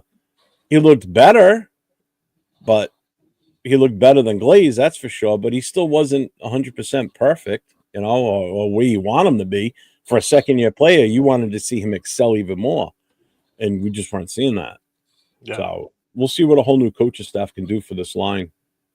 Talking about that, Jeff, I got a list here of all the expected potential head coach candidates this offseason, right? All of them. It says here, Chargers defensive coordinator Jesse Minter, Rams defensive coordinator Chris Shula, Packers defensive coordinator Jeff Hatley, Broncos defensive coordinator Vance Joseph, Seahawks offensive coordinator Clint Kubiak, Bills offensive coordinator Joe Brady, Coach DC Lou Amarano, 49ers DC Robert Saleh, Jaguars DC Anthony Campanelli, Jaguars offensive coordinator Grant Udisky, Vikings DC Brian Flores, Broncos QB coach David Webb, Chiefs offensive coordinator Matt Nagy, Chiefs defensive coordinator Spagnuolo, Commanders offensive coordinator Kings Cliffberry, ex-Dallas head coach Mike McCarthy, ex-Giants head coach Brian Daboll, ex-Raiders head coach Antonio Pierce, Bucks offensive coordinator Josh Grizzards, Cowboys offensive coordinator Clayton Adams, Texans DC Matt Burke, and Giants interim head coach Mike Kafka. That's a big list. That's a huge list. That's a huge list, and there's some talented guys on that list, and then there's some not so talented guys that I want nothing to do with on that list. I agree. AP being one of them. Sorry. Been there, done that. I'm done. I'm there with you. I'm just saying, I'm like, I just read off a list, man. And you're going to tell me we got to turn every stone. We got to make every single phone call. We got to get in contact with every single GM. And the time is now. Not tomorrow. Not next year. We better be calling everybody right now. That way, when they're like, agent goes like, hey, man, we're not interested in going there. Good. Let's eliminate them. Let's make that list smaller. So right now, the head coaching vacancies in the NFL are Arizona, Gannon got fired, Vegas, New York Giants, obviously, Daboll was fired in the middle of the season, Cleveland Browns, Stefanski's gone, Tennessee, Callahan was gone earlier, and Atlanta fired Raheem Morris. General manager vacancies are Atlanta Falcons and Miami Dolphins. So right now, Dolphins have requested interviews with several GM candidates. So let's see. Alec Halliday from the Eagles, RJ Gillen, the 49ers assistant GM, Tariq Ahmad, the 49ers vice president of player personnel, Josh Williams, the 49ers director of scouting and football operations, John Eric Sullivan, Packers vice president of player personnel, and John McKay, Rams assistant GM. Let's see. Try to see if there's a...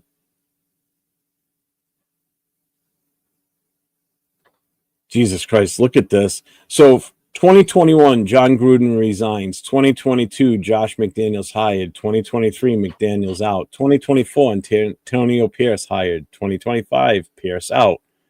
2025, Carroll hired. 2026, Carroll fired. So 1, 2, 3. So 4 coaches from 2021 to 2025. God damn it. I hate seeing that. So Raiders ranks under Mark Davis. Win percentage, .382. Fifth worst. Fifth worst. Playoff appearances, 2. Tied second fewest playoff wins, 0. Tied fewest point differential, 5.7 per game, second worst. Coaches, 9, tied for the most. Will be 10 post Pete Carroll. So under Mark Davis's tenure, we've had 9. We'll have actually 10 different coaches since he's been here already. Wow. How many did we have before Mark took over? Quite a bit. Right. I think he's about to catch up. I mean, like him and his dad, bro. No, here's an update. Like they change underwear. Here's an update. Titans have requested interviews with the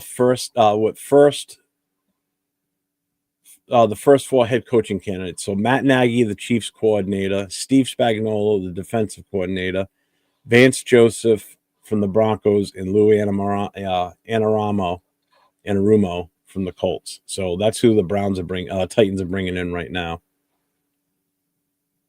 Fantastic. I want none of those guys. Looks like Zach Taylor's going to be staying in Cincinnati because there was another one they were talking about possibly getting fired. He's staying. Still uncertainty on John Harbaugh, so he could possibly be another option at some point. Bro, if John Harbaugh becomes available, the Raiders need to call immediately. You're talking about a culture I wouldn't changer? I wouldn't be completely opposed to that, to be honest with you. I love the way that they change culture. Mm-hmm. No, those people, coaching is in their motherfucking DNA. Yeah. I'd be like, that's what they were born to do. And that's why every single program they go to changes. Yeah, I can't find any more info. That's all I have right now for what possibilities are. I mean, everybody's going to have a different, I get Mako's question. Everybody's going to have a different take on a head coach. I mean, there's going to be very few that I think everyone's going to pretty much agree on. Right. I think the consensus so far from what I've seen is Kubiak's been the one that most people are saying, hey, that's who we should bring in. He is probably the heavy favorite for the fan base. Yeah, now it's just a matter of if he wants to leave Seattle or not. Yeah, and that's how. Or another option somewhere else. That's what I was saying on last night's show with Will, is that we don't know. There's some rumors that he might not even come out this offseason for a head coaching gig. There's nothing is guaranteed that he wants that aspiration. So that's something first we need to determine. And then second, is he down to come in and interview here in Vegas? If that's what he's open to. So a couple hurdles with that one. For me, it's Mike LaFleur, and then I think Kubiak is like maybe probably like 1B, but 2 for sure. My second choice. I think those are the 2 most common ones I've heard. Is definitely LaFleur and Kubiak. Mm-hmm. And I agree with Big Luck. Basically, if the coaches that we're narrowing it down to are for some reason playing in the Super Bowl, as soon as that Super Bowl's over and as soon as we can hire them, it needs to be done right then and there. So yeah, it needs to be locked up before or around Valentine's Day, because then it's like, all right, all hands on deck. Let's get this shit going in the right direction. Spytek's already going to hopefully have his game plan laid out so he can put it in front of the coach and say, listen, this is who I'm looking at on the draft board.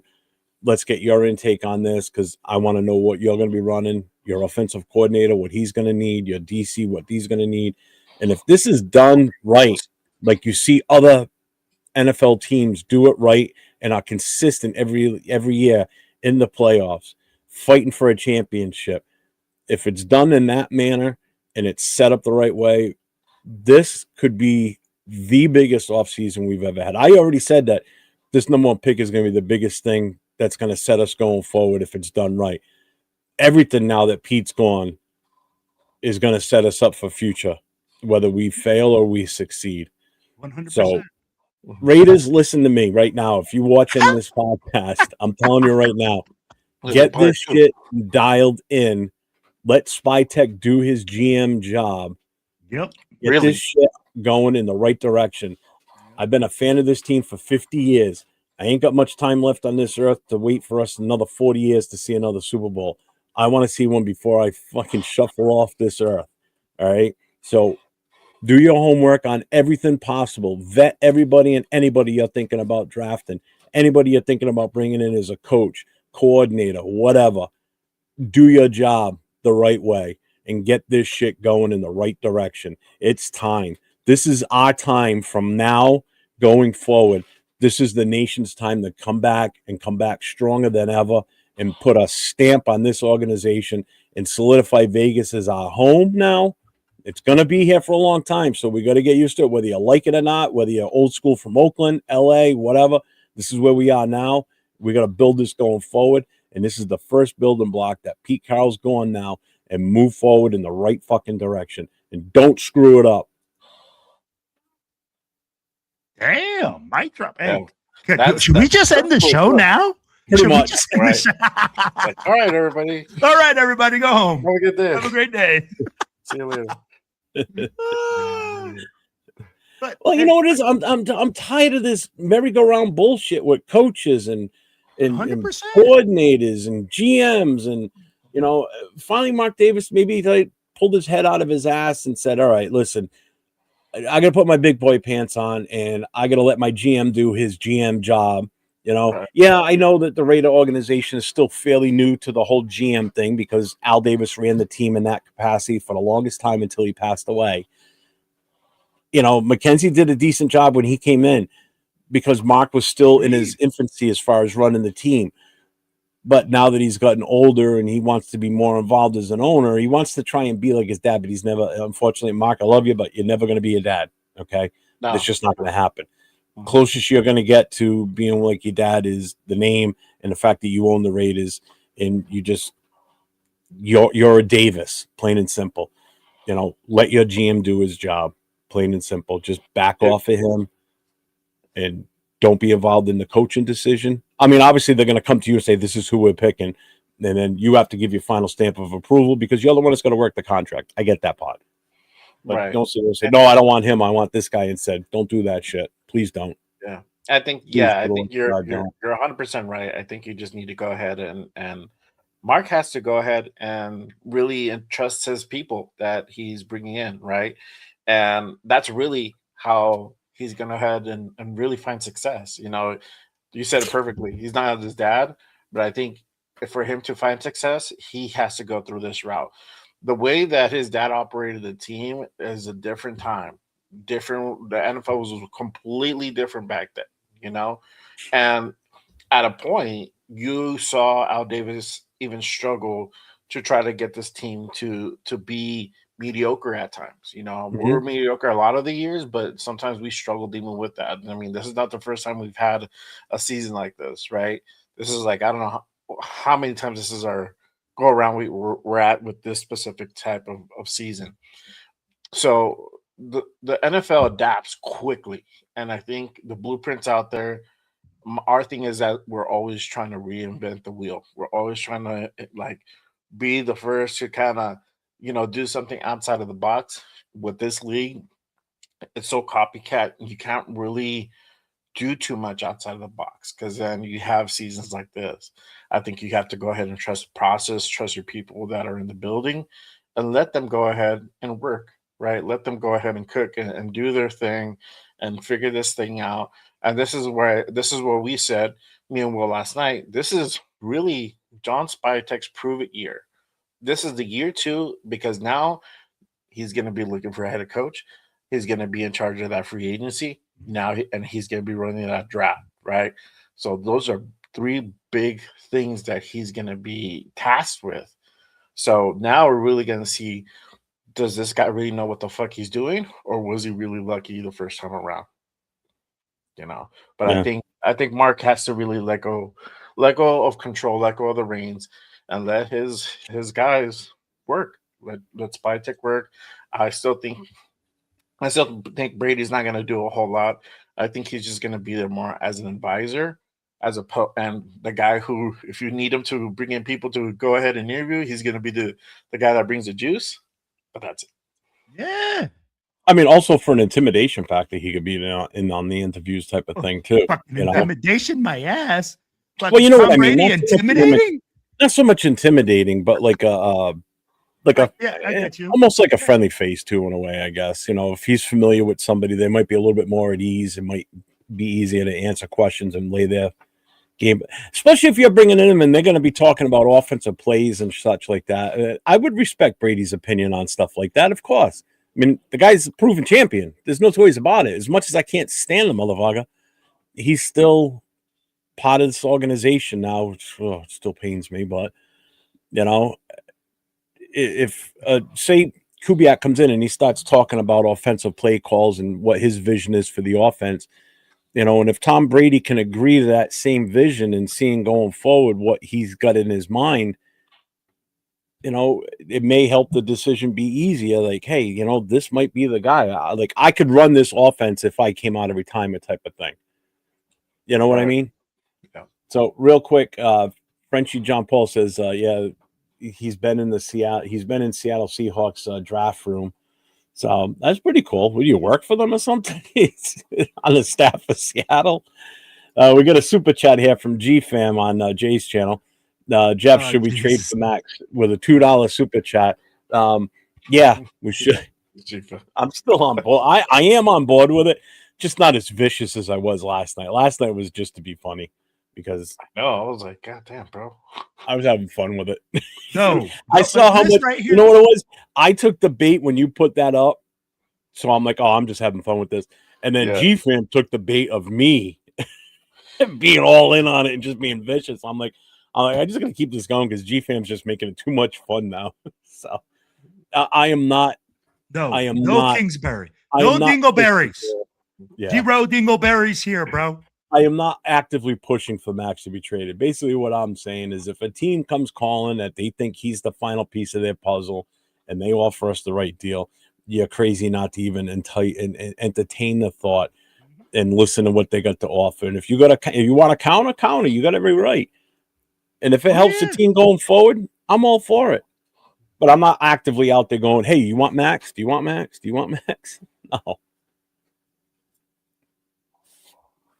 Oh, thank you. Wasn't expecting that. Thanks, honey. Yeah, Frenchie show's over.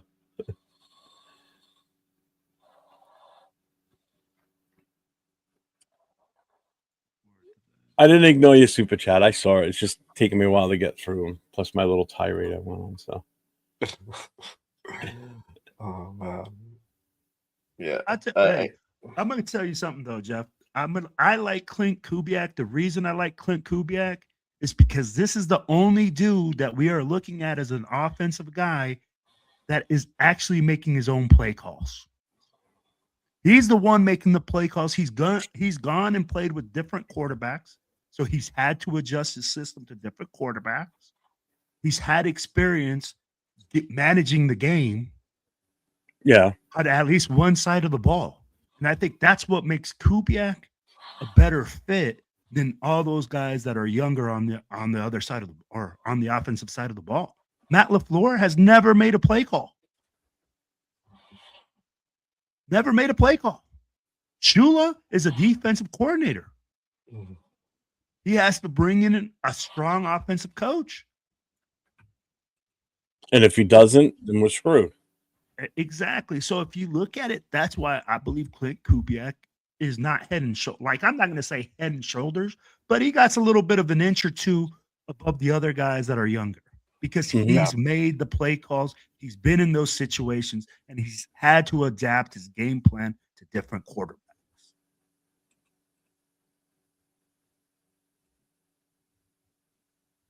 100%. Yeah, I don't know. It's going to be interesting.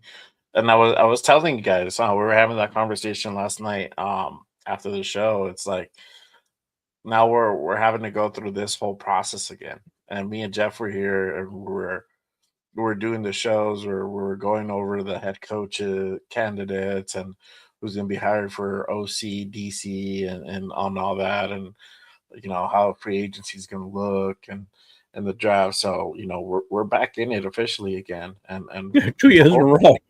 2 years in a row. Hopefully, this is the last year we have to do that. And yeah, I don't want to keep doing this. Yeah, maybe next year we can actually have a real off season, bro. You know what I mean? We can have a real off season where we don't have fucking well, the game ends and we're not all like waiting for the news to drop. Like you knew this was coming. Oh, yeah. I mean, if you didn't think this was coming, then you live under a goddamn rock and you don't watch the team. Yeah, like as soon as the game was over yesterday, I can't tell you how many times I refreshed every page I have up. Like ESPN, NFL, the Raiders homepage, CBS, it constantly just kept refreshing, just waiting for that news to drop, checking X, checking Instagram constantly throughout the shows yesterday after the game, just waiting for that shoe to drop. I thought for sure, but I think because we won, that's the reason why they held it until today. Yeah.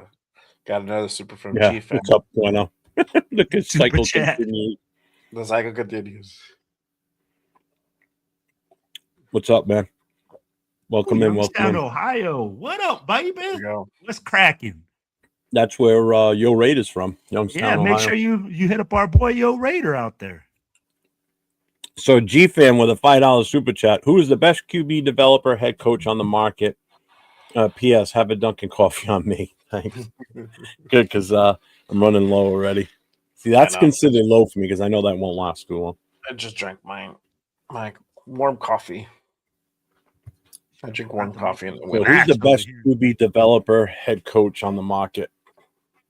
If I'm going QB developer, and he's just proved it again last year, not so much this year because of injuries. Cliff Kingsbury. I know people don't really want him, but I mean, if we're talking QB developer, I kind of got to go with him. I'll disagree on that. Fine. You don't have to be so aggressive about it, though. Jeez. Yeah, but I'll be like, if we're looking at I disagree. Look at Kyler Murray.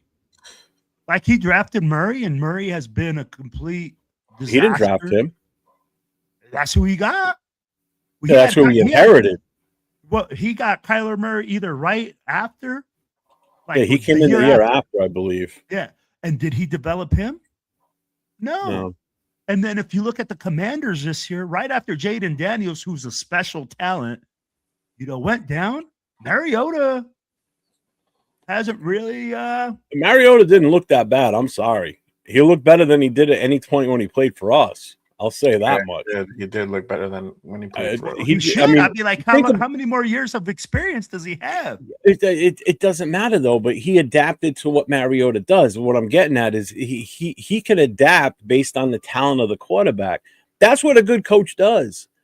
That's the problem. That's what we haven't had, is when we have a certain quarterback and we don't adjust to what he does best, which is why with Mendoza, you have to make sure that that's the way you're going to run this kid.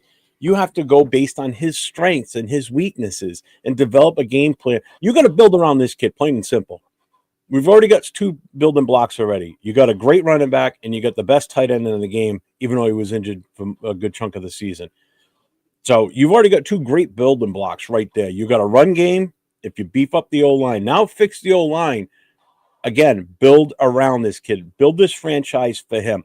In all honesty, I hate to say this, but I know you guys aren't going to agree, but in all honesty, fuck the defense for now. Let's get this offense right.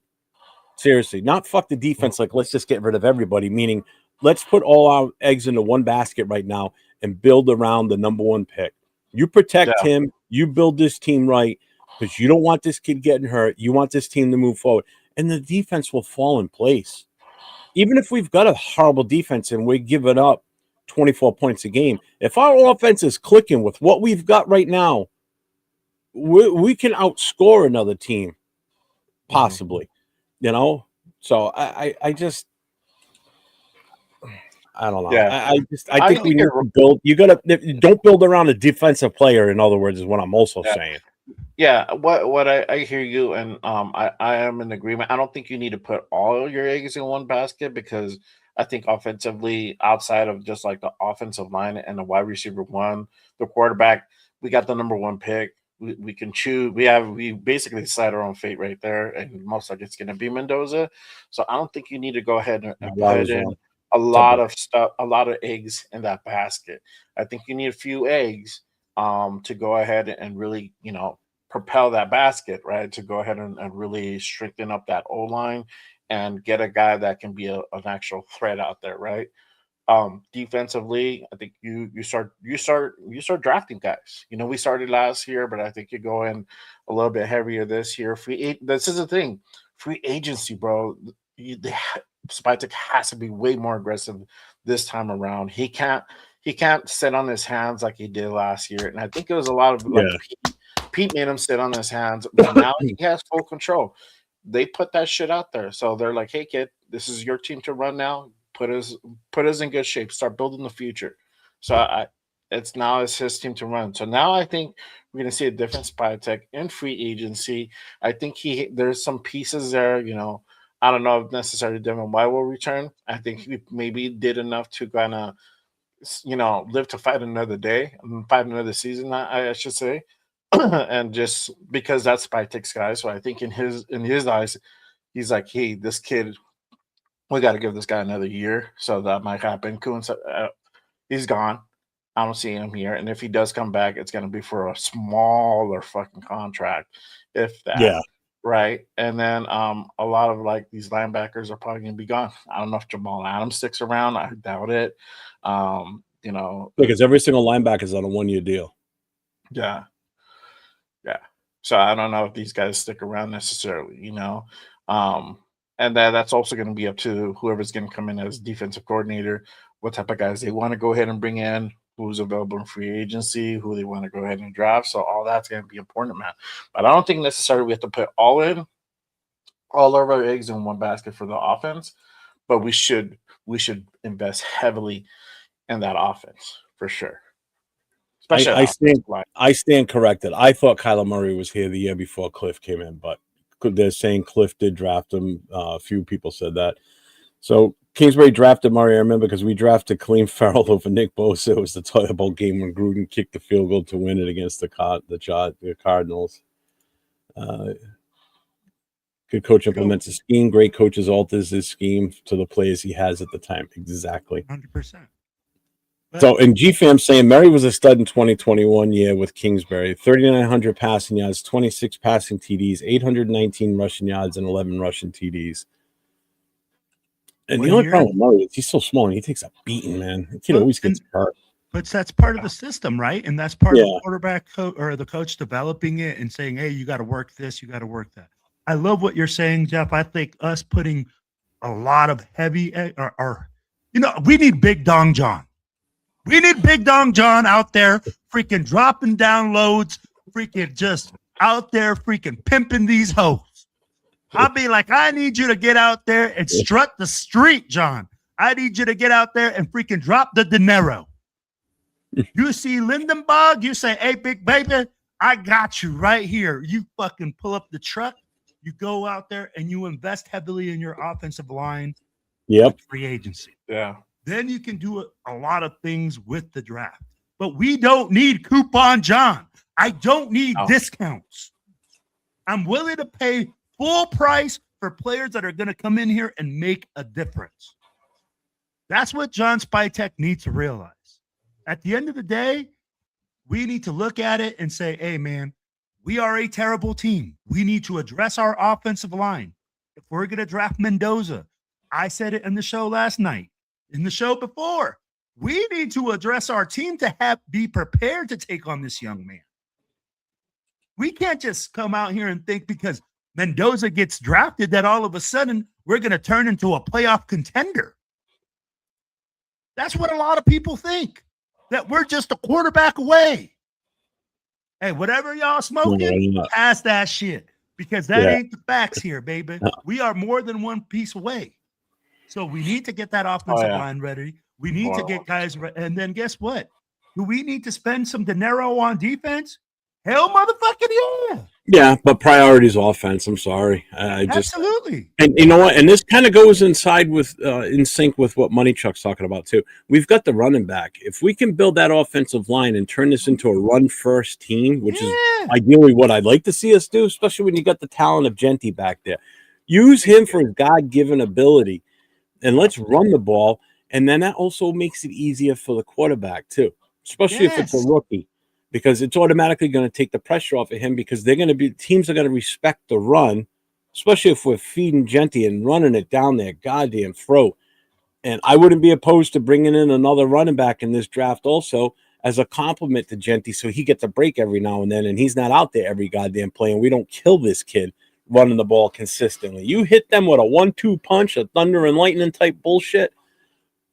If we turn this into a running game first, I don't care. In all honesty, I don't care if Mendoza throws for 4,000 yards a season.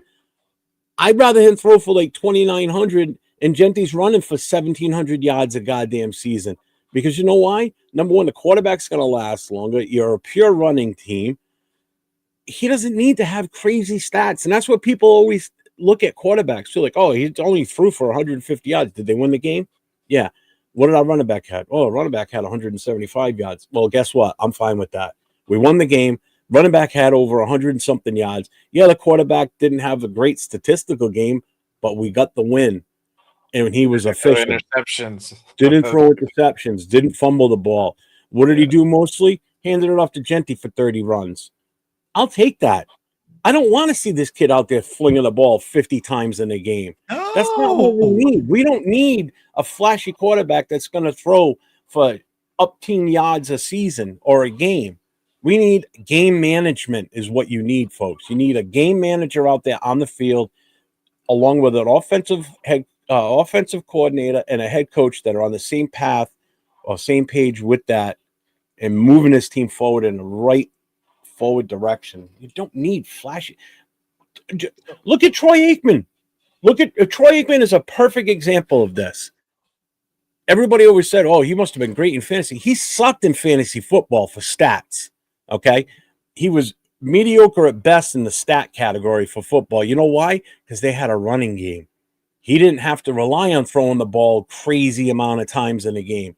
He could throw up once to Michael Irvin, and Michael Irvin will score a 40 or 50-yard touchdown. You know, you got a running game, man. That's most teams would kill for a running game like what we could potentially have. Jeff, I'll just say it like this. What is the best friend to a rookie quarterback? A good running game. Bam. Yeah. Exactly. Why? Because a good running game puts you in good positions. A 3rd and 2 is a lot easier than a 3rd and 10. Mm-hmm. And we look at that and we're going to say, hey, we want a remedy. We want to help Mendoza. What does that help? Hey, the play action game. It helps him not getting sacked as often, not getting hit as often. So at the end of the day, a good running game is a quarterback's best friend, especially when he's a rookie quarterback. You want him to succeed? Run the fucking football. That's how he's going to succeed. We saw that yesterday with AOC, and I'm not an AOC fan by any means. I'm probably the opposite.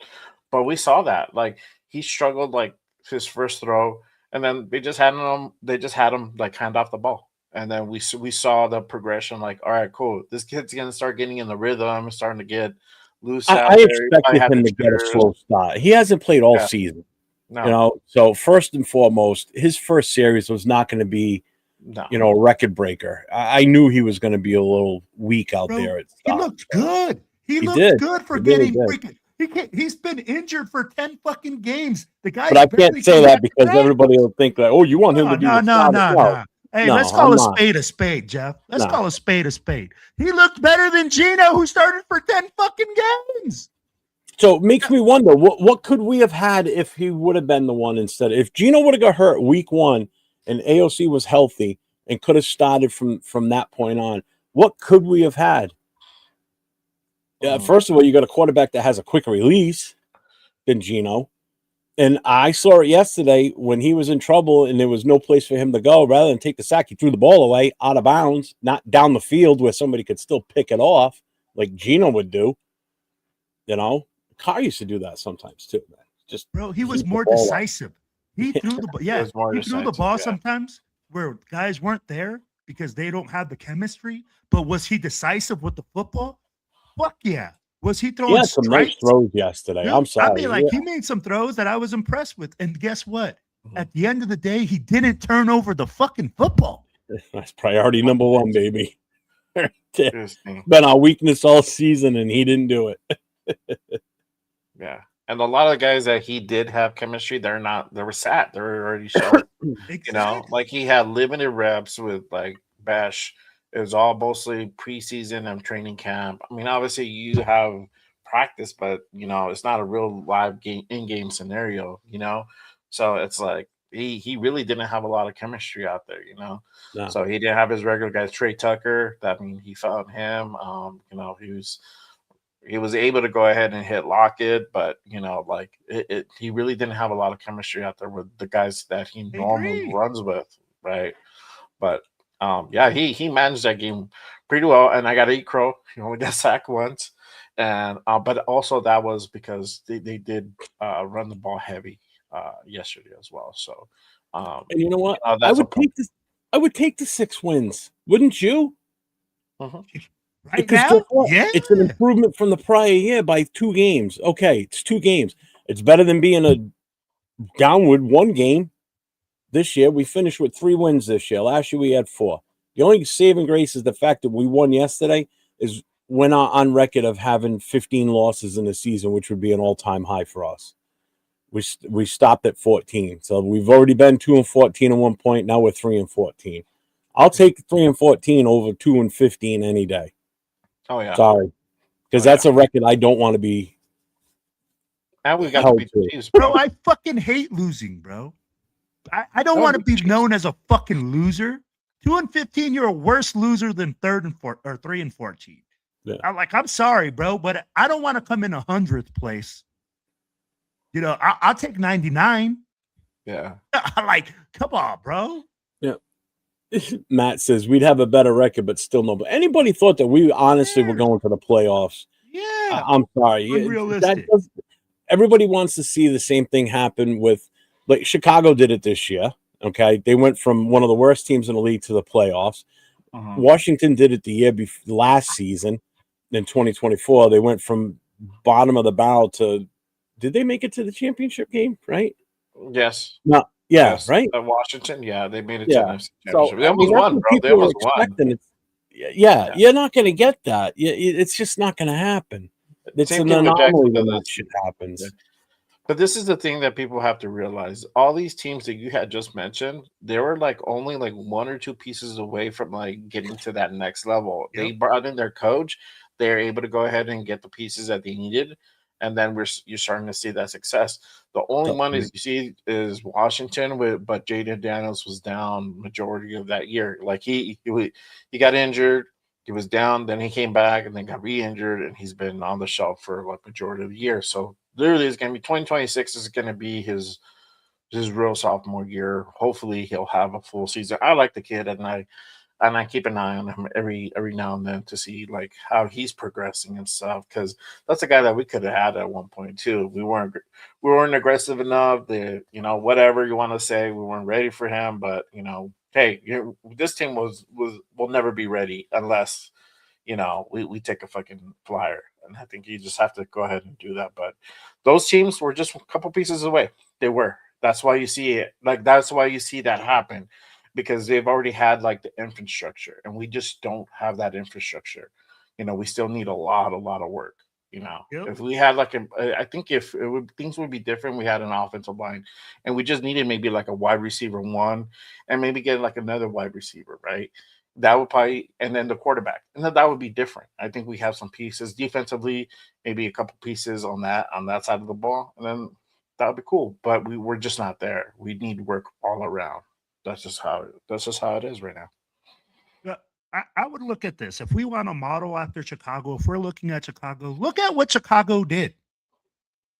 They got their quarterback. They traded back. They acquired picks. Now they had a shitload of picks, and they drafted. And they fleeced KC for offensive linemen too. Look how that paid out for them. And look what KC turned into. Guess what we need to do? Release somebody Same else for their goddamn thing. offensive lineman. Yeah. Baltimore. Hey, Get our quarterback. if they end up firing Harbaugh, I'll tell you what, there's a better chance of us getting Linderbaum. He's going to want to get the hell out of there. He's not going to want to start over there with what, you know what I mean? He might be able to come over here and get more money anyway, too. Yeah. We got to throw money at him because Baltimore does not have the money. I think they got $10 million in cap space right now. Yeah. So unless they shed money off big time somehow, they're not even going to be able to afford what we're going to offer them because we're going to have to offer somewhere in the 20 mil. Yeah. And Well, I think the writing. I think the writing's on the wall with that guy with the Ravens and Linderbaum, because they could have easily picked up that 5th-year option. They decided not to. And so I think they're probably going to let them test free agency. I hope that happens, and we'll hopefully we get something figured out by free agency, and then we can go ahead and swipe that dude, because that would be a big boost. That would be a big boost to go ahead and bring that dude in. Massive boost. You kidding me? Massive boost, yes. Even if we just got him, I'm all for just go get Mendoza. Don't even waste your time. Just do it. Just do it. Because we already have some pieces that we can go ahead and explore. But you already have Miller as your left, and then if you get Linderbaum as your center, you're in decent shape. You know, and if you get the right coach as a starter. Well, one player of his caliber can elevate everybody else. That's the whole point. You know, you bring in a bona fide top center like that, you automatically make everybody around you better. Let me just put it like this, Jeff. You've mentioned this quite a bit. He's the captain of the offensive line. He makes all the calls. He makes all the adjustments for the offensive line.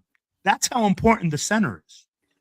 I'd be like, just upgrading that spot, letting JPJ do what he does, letting freaking him learn from Linderbaum if he wants to take over center one day. That right there solidifies 3 out of the 4 or 5 positions on offensive line. I'm like, that literally lets you run the ball to one side. If we can't do anything, you run behind the left side of the line. Yeah. So that makes a ton of adjustments. I agree with you. But again, we have to get our guys. If we don't get Lindenbaum, then what? Then who are we looking at? Go to the draft at that point. If there's no other center out there that you deem that you know that's a free agent that you want to pull in here, because there's a couple in the draft that could be enticing, and you're not going to have to reach for them either. I mean, the first one that comes to mind is that kid Slaughter. You know, if that's what we're going to do, that's what we're going to do. If you're going to go Mendoza, you have to sink money into this offensive line, whether it be draft equity, draft capital, whatever you want to call it, or salary cap money by bringing in free agents. And even if it means, as much as I don't agree with it, even if it means moving JPJ back to center and just building up the other guys around him, then that's what you do. If you think if the next head coach thinks that's what's going to be best based on JPJ's talent, and they think that he's a better center, I'm not going to question it. I personally think he's a better guard, but that's my opinion. You know I get a lot of pushback on that in the chat sometimes about, he should be center, primarily from Jack Kenna, who's dead center. You know what? And if you do want to play him at center, then who are you going to bring in to play guard? And that's not now. Again, it's that merry-go-round. We're going to move this guy here. Well, now who do we put here? You know, this is like the old Abbott and Costello. Who's on first? Who's playing guard? Who's playing center? Who's playing tackle? Oh, I don't want that guy to tackle. We're going to put this guy away. We're just as bad as what we were this past season with the jumbling of the line. But you've got time now. Yeah. I want to see it. So week 1 of preseason, when we come out with that offensive line, that's the unit right there. Those 5 starting guys are the guys that they think are going to be the best to put us in the position to win games and move the ball down the field. And if they don't think that's it, then try. All I know is by week 1 of the regular season, it better be solved. Don't be doing this late in the season bullshit like we'll been doing. We'll figure it out at the beginning. We'll figure it out after week 10. If we have another press conference like that, I'm going to be in the garage searching for a rafter because I'm going to find the highest point in my garage and jump off because I'm not. No. That nearly wrecked me last year when I saw that press conference. That makes At zero that point sense. right there, that's when I said we're going to be shit this year. If this is his thinking and his philosophy on this offensive line, we're doomed. Yeah. We are doomed. And I said it out loud on a show, and here we are at the end of the season, and we were doomed all season. It never got better. All season, no, it didn't. Oh, My shoot. God, I can't go Maybe through this another game one of those. was slightly better, but it was still bad. I mean, we had our games where we looked good. You're right. Yeah. But we had our games where we were just horrible. It looked really Like, bad. I think they could have got beat by some high school teams, especially in Texas, because those kids are big and they're strong. High school kids, man. Bro, we were just not well coached. Oh, I'll be like everything, bro. We never looked prepared in a fucking game besides the fucking game in Boston, which they had all freaking offseason to be prepared for. Yeah. That's the only You're right, game. bro. Mhm. what's up, Primos? What's going on, Hey, bro? what up, Primo? Mike Guerrero, I'm not shouting until we get a new coach. Oh, Well, damn, hopefully, bro, it's you South got Field. Oh, you and gotta be thank God stinky, you live bro. far away from me. Gonna be stinky. Yeah. Yeah. Don't do that.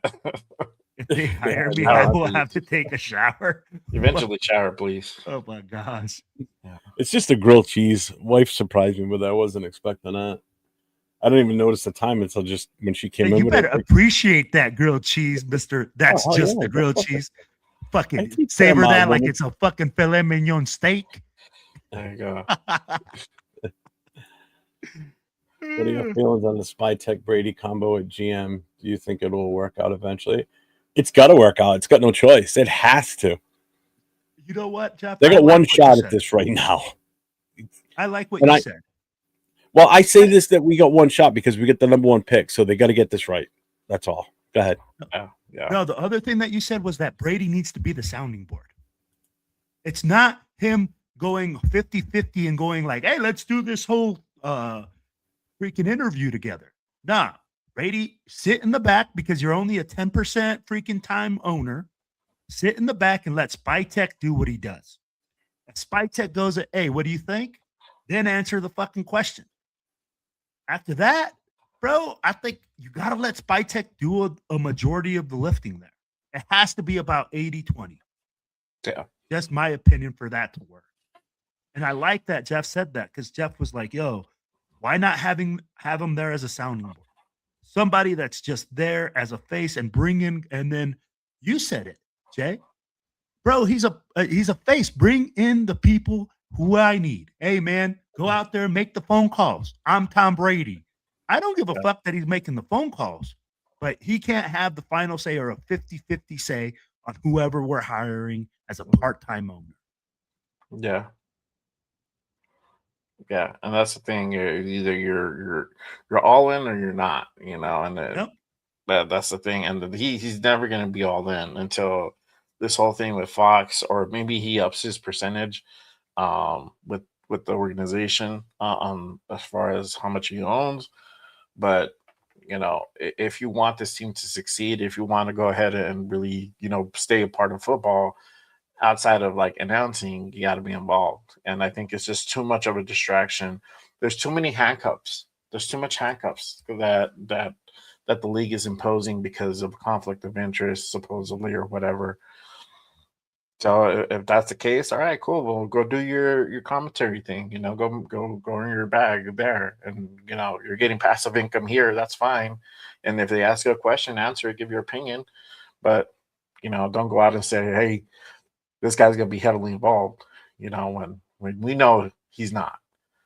And that's the thing. But if Brady's gonna be there, and they have trouble bringing guys in the door, which I think that's gonna happen, you're gonna need that juice from Brady to go ahead and sway some of these guys to come in and the interview. You might need that personal Midas touch. In other words, to be like, hey, bro, we're gonna do shit right this time again. Again.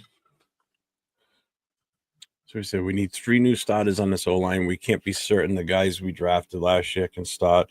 We need to approach free agency and the draft aggressively. I want some big guys too, and nobody under 3. Oh, definitely. Yeah, because you look at what we had this year with Parham. Parham's late in the ass, man. He was just getting bullied. He's free agent this year. Yep. Yeah, thank God. He's a free So, agent already. yeah. Yeah. Don't even have to Hopefully, worry bro. about. Somebody asked, "Well, would you Because cut last year- Parham?" Don't have to cut him. You just don't resign him. He's gone. He's a free Sign him. agent. So Yeah. bye bye. Yeah. Hopefully, bro. Because we said that last year and they brought his ass back.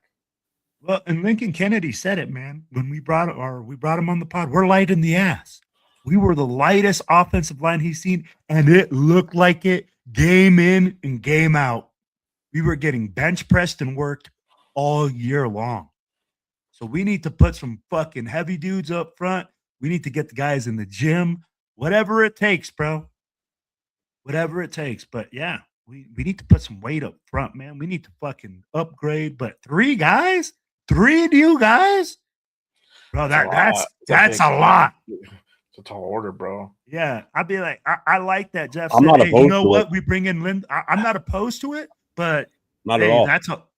I'd be like, it's a lot. That's a tall order. We know that. Yeah, but you gotta. I look at it this way. That was our overall weakness. There's no two ways about it. Yeah, I know people say quarterback. Our offensive line, that's where everything starts. It starts. John Madden always said this. It starts in the trenches.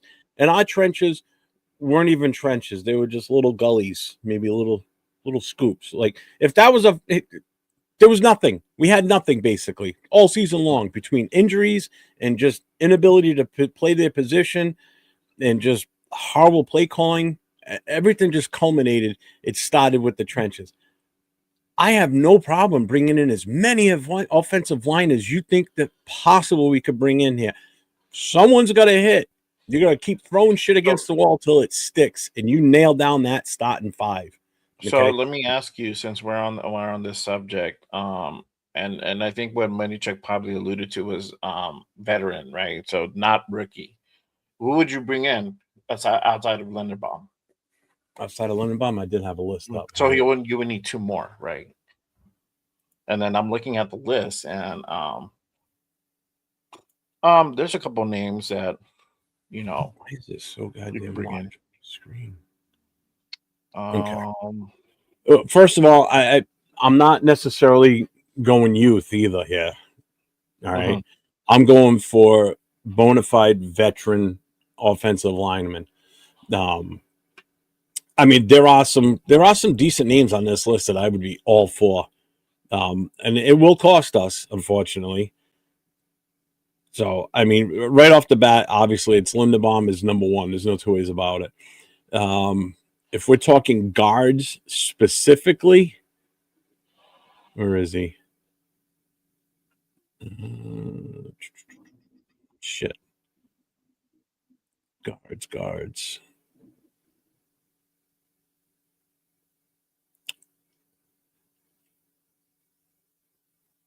Where the fuck did he go? Who? No, here is Evan Neal's in here. That's the one I was looking for. Yes. Yeah, Evan Neal. Evan Neal would probably be my top guard that I would probably try and go for. And he's not going to come expensive either. He's going to be on the cheap side. You're going to be able to get him for under 10. I think that's if they don't want to try and re-sign him. You could be in a bidding war. If you want to not so much go youth and go with an older guy, you've got Cleveland's got 3 guys that are up for grabs right now. And we all saw what Judkins could do too with them. So you've got Bitonio, you've got Teller. Those are both guards. You got Cam Robinson, left tackle. Now, these guys are all in their 30s. One's 30, one's 31, and the other one's 34. Then you got Tennessee. If you want to go for age with super experience, then you're going for a guy like, Isaac Siumalo. How do you pronounce his name? From Pittsburgh. Yeah. 32. Zeitler from Tennessee, 35 and a half. You could even go with a guy that you're familiar with that we've had here before, and I think he's been fine with the Giants, and that's Elminor. He's 31. It's another option to bring a guy like that back. I think Van Roten is available again too, but he's a little bit. I think so. I think he's a little bit older. I think he's available. You got Dave Edwards also available from. But Neal's my first choice. If I'm going for a veteran free agent, Evan Neal. I mean, yeah, he is younger than most. He's 3 years into the league. But again, I'm all for getting a youth movement too with the offense. Again, think about it. If you were to bring him in, Linderbaum's only in the same age bracket. JPJ's a year or so younger than them. Glaze, jury's still out on him. Caleb Rogers, I think, is going to be a mainstay for a while. I don't think you're going to see him go anywhere. I think he's going to mature into something good for us. So the oldest one on the roster would end up being, and even Colt Miller's not that old, but he's got injury issues. That's the biggest. Yeah. That's the biggest problem with Miller. You know, so there's ways to fix this offensive line, and don't forget, you still draft a few and bring a few in. Yeah, you still draft maybe guys. You know, a third round. We have a lot of fourth round comps. I think. Yeah, that's coming our way. You can get. I wouldn't be opposed to grabbing another quarterback. If we take Mendoza, I'm fine with drafting another quarterback in this draft too, whether it's fourth round or beyond. You know, bring in some competition. Let's try someone else out. You know, somebody you want to take a flyer on and potentially could be the future backup behind Mendoza. You never know. It's all building for the future. So, and I told you, Raider Nation's got to be patient. Whoever comes in here, you cannot be already starting. If we start off 0-6, 0-7, 0-10, can't be like, oh, this guy's no good. We got to fight. Stop that shit. Stop that. We have to start somewhere, okay? And if we start off 1-7, 1-16 next year, stop. You have to let stuff build. You know, with Pete, it was just a disaster from start to finish. You know, he wasn't going to be here long term. If you're serious about bringing in a younger coach, an offensive-minded head coach, and you want this team to be around and successful for years to come, you gotta give it time. And that is one thing Raider Nation is they are impatient. And it's society today too. Everybody wants it now, you know. And this is the main reason right here, because everything's at your fingertips right here, and you can, you know, you want something to eat, call it up. They'll bring it here in 5 minutes. You know, Uber Eats. You know, you want to know what the weather is? Boom, 5 seconds. You already got the answer. Everybody's like, now. It's just not going to happen that way. It takes time, man. Professional sports is its own anomaly when it comes to it needs time. Yeah.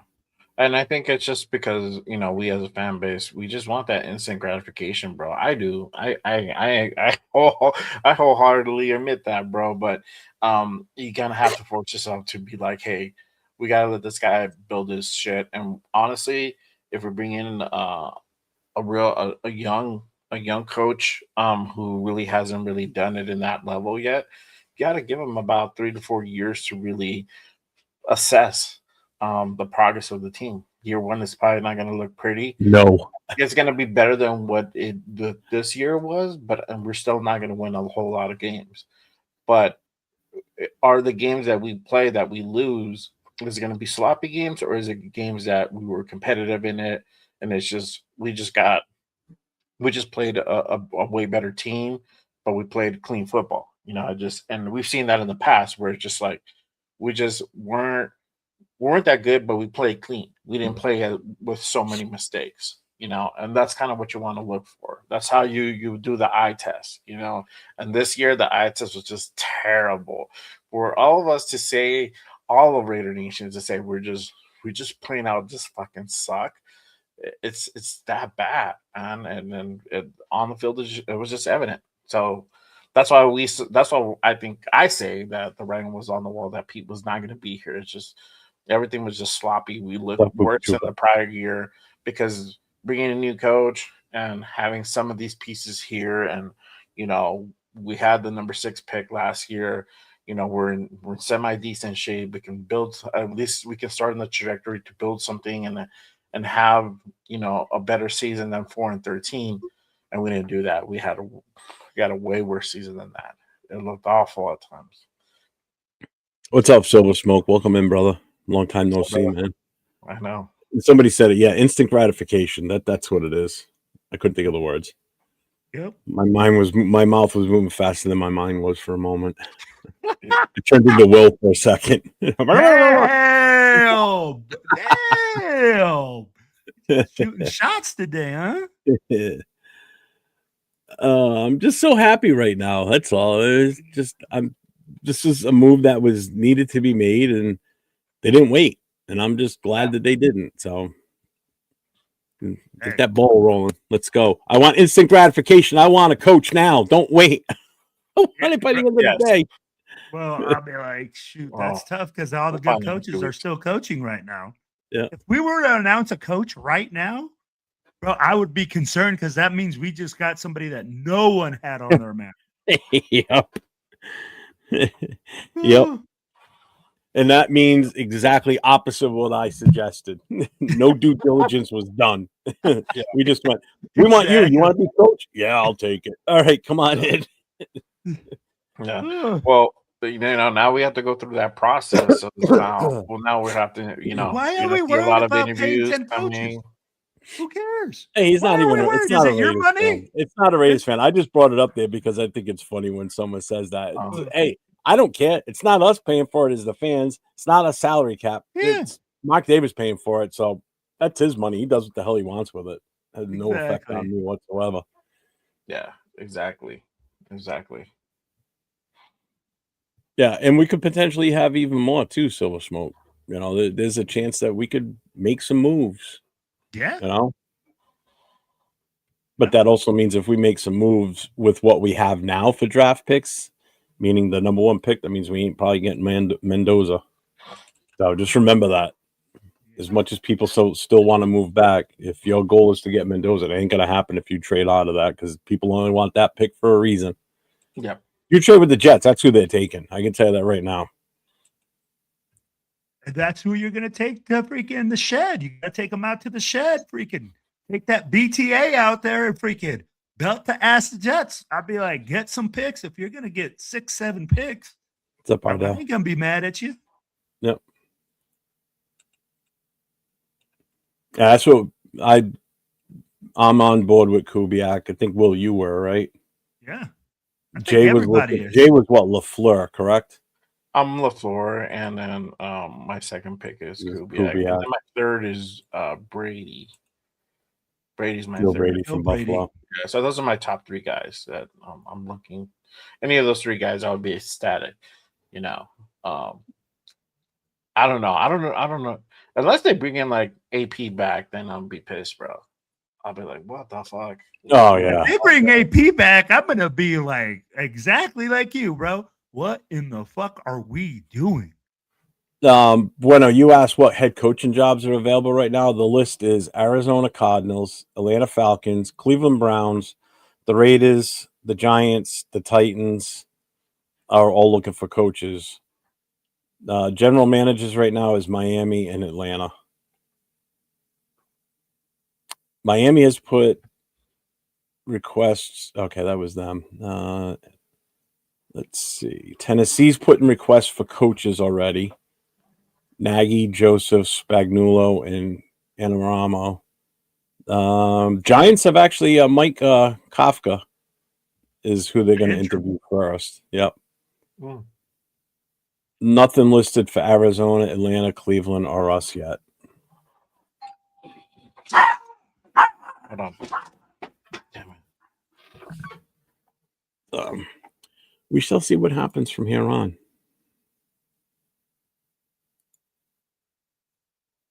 We've been on for 2 hours. I'm about ready. Like I'm about to say, damn, we beat this horse to death today. Hey, but you know what, Jeff? I'm excited. I'm excited that Raider Nation is excited for all the things that are happening. And I mean, like, we were on the show last night with Jay. And I'm telling you, I was demanding that Spytek come out, and he's come out of fire. And I mean, like, literally, he ain't holding back. He's now with the statement we know that Spytek is going to be involved, that management is actually going to make the decisions, and that next year we shouldn't see the same dysfunction. I'd be like, this was dysfunctional from the top down because Brady hired Chip Kelly. This guy was answering to that guy. Now there's one chief. And now we can all look at John Spytek and say, hey, man, We're either going to be successful because of you or a complete failure because of you. Brian Dayballs. Jay, you got anything coming up? I think we're gonna call it. It's been 2 hours. Yeah. I'm ready to go. I'm gonna run it back later this evening. With Primos, we're gonna do a special Raiders Unfiltered Pete special. Nice. What? We'll run it back. We'll do a little short stint. We won't do 2 hours or 4 hours like we did last night. You know, this is like a breaking news thing, so this is a little different. Yeah. Well, I'm not normally on a Monday morning. Yeah, me neither, bro. But yeah, we did a 4-hour show yesterday. So yeah, Dude, I've gone all day hour and a yesterday. I half. was exhausted. By the time you were done, I was just sitting there going, ugh. I know. An hour and a half today because I came in late. You guys already had started. So we'll run it back and I'll do a primo. So I'll probably be around 6:15. I'm sorry, 5:15 Pacific. Pull up, make sure you guys go ahead and tap in. We'll talk about this. We'll talk about Pete. We'll talk about the head coach of candidates, how this offseason is going to go ahead and start shit. I said it. I fucking said it. Like, one Pete's gone is going to change shit. And yep. Now we're on this roller coaster ride again. So, yep. You know, at least I know how. At least we know how to navigate it in a sense. You know, so hopefully the front office makes the right decisions and does it right this time going into this offseason. So we'll see what happens, but hopefully good things happen. Well, what do you got?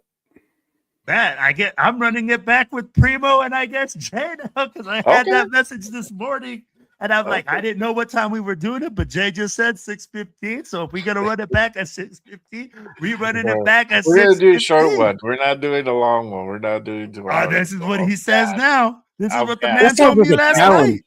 Hey, I'm telling you, Jeff, this man told me hey, man, we just gonna do a short one. No biggie. I didn't say that we were gonna do a short one last time. In my mind, I was like, cool, we're gonna do 2 hours, and then it turned into like a whole 4-hour fucking thing. And I'm like, God damn, bro. You know, but we talked a lot. We talked about a lot of stuff. So we predicted the future. Bro, we predicted the future. That's why you guys gotta watch the show. I had to look back on that release that the Raiders did. It was like 9:14 our time. I'll be right back. I need to pee so bad I can't hold it. 8:15 West Coast. I'm telling you, called it, bro. We called it on the show. That's why y'all gotta lock in, man. Raiders Unfiltered predicted the future last night. We're gonna come back tonight. We're gonna rerun it up, and we're gonna tell you guys exactly how we predicted the future. And now we're going to be looking into the future for new things, man. It was exciting times. And look at this morning, man. I know Raider Nation woke up hyped up like I did, man. Hey, man, I wish I would have taken some coffee this morning because I'm telling you like this, bro. I would have been bouncing off the walls. I'd be like, Pete Carroll got fired 8 a.m. Sharp. I wish I could show the picture. Where is that picture, man? Hey, I'm going to add this picture to the stage. You see, this is what Pete Carroll got this morning, baby. Hey, Spy Tech straight giving that BTA boot outside. Raider Nation gets hyped up. Raider Nation, Raiders Unfiltered. Y'all already heard. That's where we predicted this, baby. Yeah. So we did the post game yesterday. So we'll run it back for the Unfiltered show today. We'll go ahead and go more off the wall this time. We already go off the wall, bro. I don't think there's another level of getting off the wall between all three of us, dude. So yeah, well, make sure you guys go ahead and tap into that. It's gonna be a fun one. We'll go ahead and chop it up on Pete. What led to that, and then what's next for this organization moving forward into this offseason now, not only with the number one pick, but a new coach that will be coming in and possibly leading us in, hopefully, back to a competitive ways in the upcoming future. So we'll see what happens with that. But that, man. It's crazy. I was like waiting for it, and then sure enough, like I had to look up and look. I looked at my phone and I'm like, oh shit, it happened. You know. Did that? Yeah, Mitch must. That's gonna be one of my greatest works. It just came out perfect. That was pretty. I love it, fire, bro. Yeah. Should we just end the show with that right there? Like put it up and be like, That was Pete's. you're out. That was Pete's official goodbye. Yeah. So, Will, what else you got going on this week? Tuesday, gonna be on the Most Notorious podcast, man. We're gonna be lighting it up. We're gonna be bringing all the new information, talking about, coaches, all sorts of stuff. Then after that, man, I'm pretty much chilling all week, trying to jump on whatever podcast we got going on. And you know what? If y'all want me on there, hit me up. Second to last. Oh, here it is. Raider Will turns a 1 hour live stream into 10 hours because he just keeps going and going and going and going. Relax, bro. I'll tell you what. You know what? Well, it's too bad that you weren't around earlier in the year last year. Like, I didn't know you until like after May when we did some of our marathon. Jay remembers some of our marathon Friday night shows. We're talking like 9 hours, 8 hours, bro. Yeah, I did one. I did one. 9 hours. We did. Yeah, we started one at 9 o'clock at night, and I didn't log off until had to be 7 o'clock in the morning. So, I mean, it was sunny out already by the time we shut it down. I'm gonna tell you guys like this. This offseason is gonna be the same way. Lots of movement, man. Lots of stuff gonna be happening. New head coach. Hey, brother, what's up, my guy? GM is gonna be locked in. I'll be like, hey, we're gonna be talking draft. I mean, we have the number 1 pick. Yeah. I'll put that back up. But just as I'm putting chats up, I can't see Jay's face. He gets blocked out, so that's not fair to him. No, that's all right. Let's see, guys saying they did Pete wrong, but not letting him resign. BS. He should have known to resign in the press conference. Yeah. He could have walked in and go, I quit. I'm retiring. Bye. And then just walk out. Bro, when you don't have to resign at a certain time. If he knew the writing was on the wall and you don't want to get fired, he knew already. He had to have known already. Come on, bro. Hey, you got the first round draft pick. Improvement. Come on, man. Yeah, that's your reward for being so awesome this year. We're giving the Raiders the number 1 draft pick overall. So, all right, we're gonna call it quits for the day. You will catch me on tomorrow night along with Will on the Most Notorious podcast at 10 o'clock Eastern time, 7 o'clock Pacific. We do have a president's meeting tomorrow night for TBH. So as soon as that meeting's over, we pretty much go live after that. And then Wednesday night, the Raider Connection is back. That's why I did this one as a Raider Connection show today, because I knew Jay was probably going to pop in. Leo wanted to do the live. So this was kind of like an impromptu Raider Connection show right now. We added Will into the mix. So Will's being Nate right now, basically.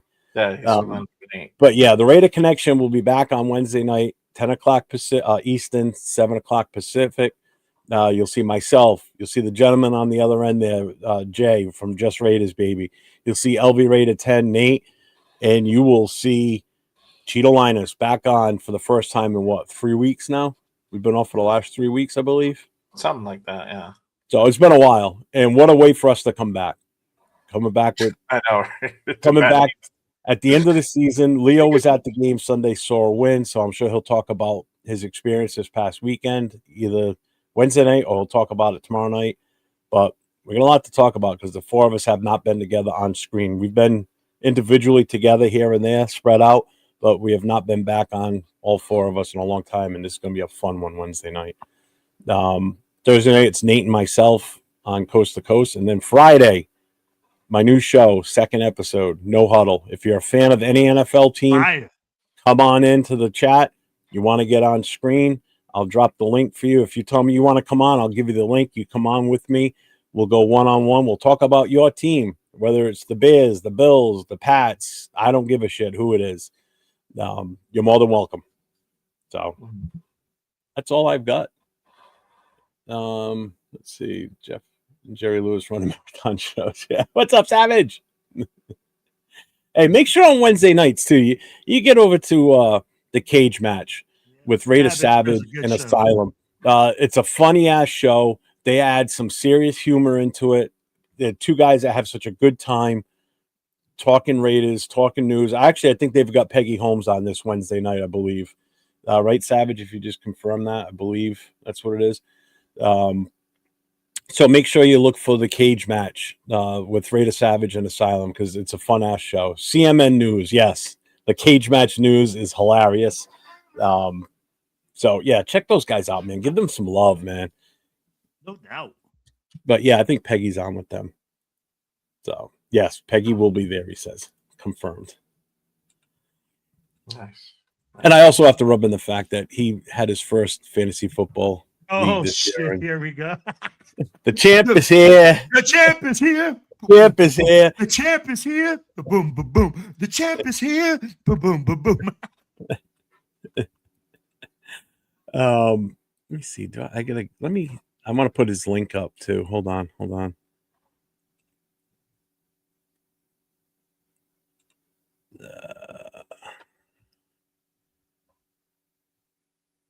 What the fuck? Why can't I find his?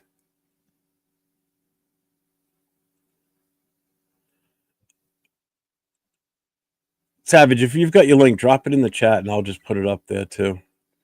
I can't find it in my list.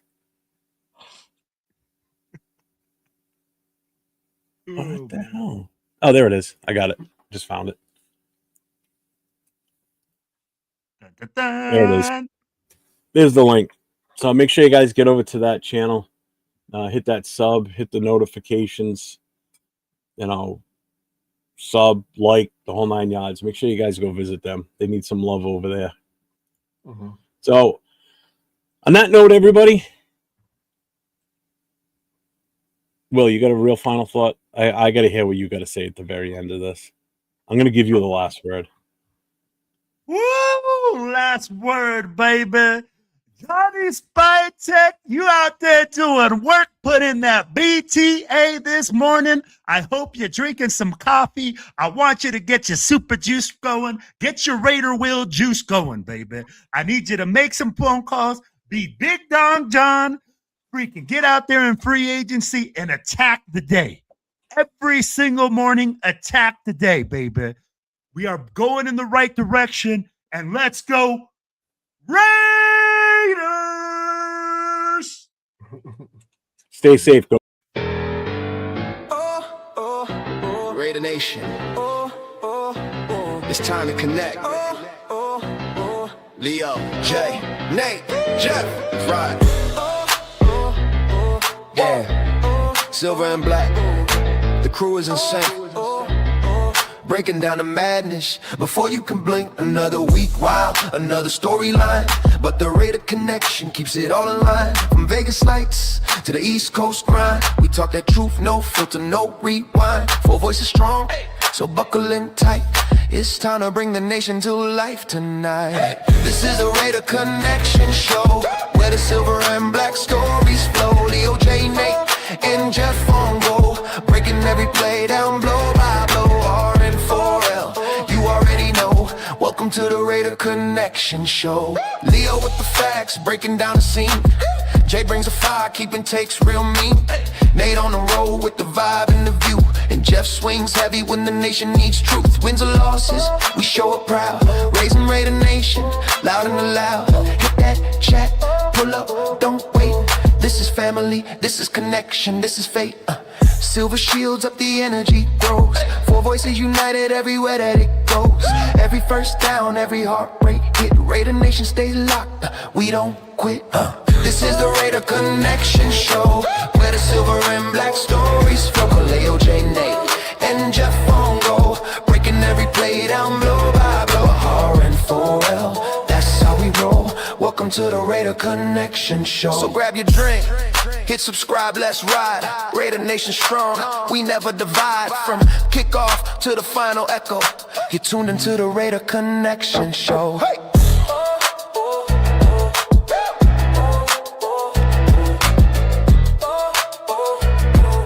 You're tuned into the Raider Connection Show.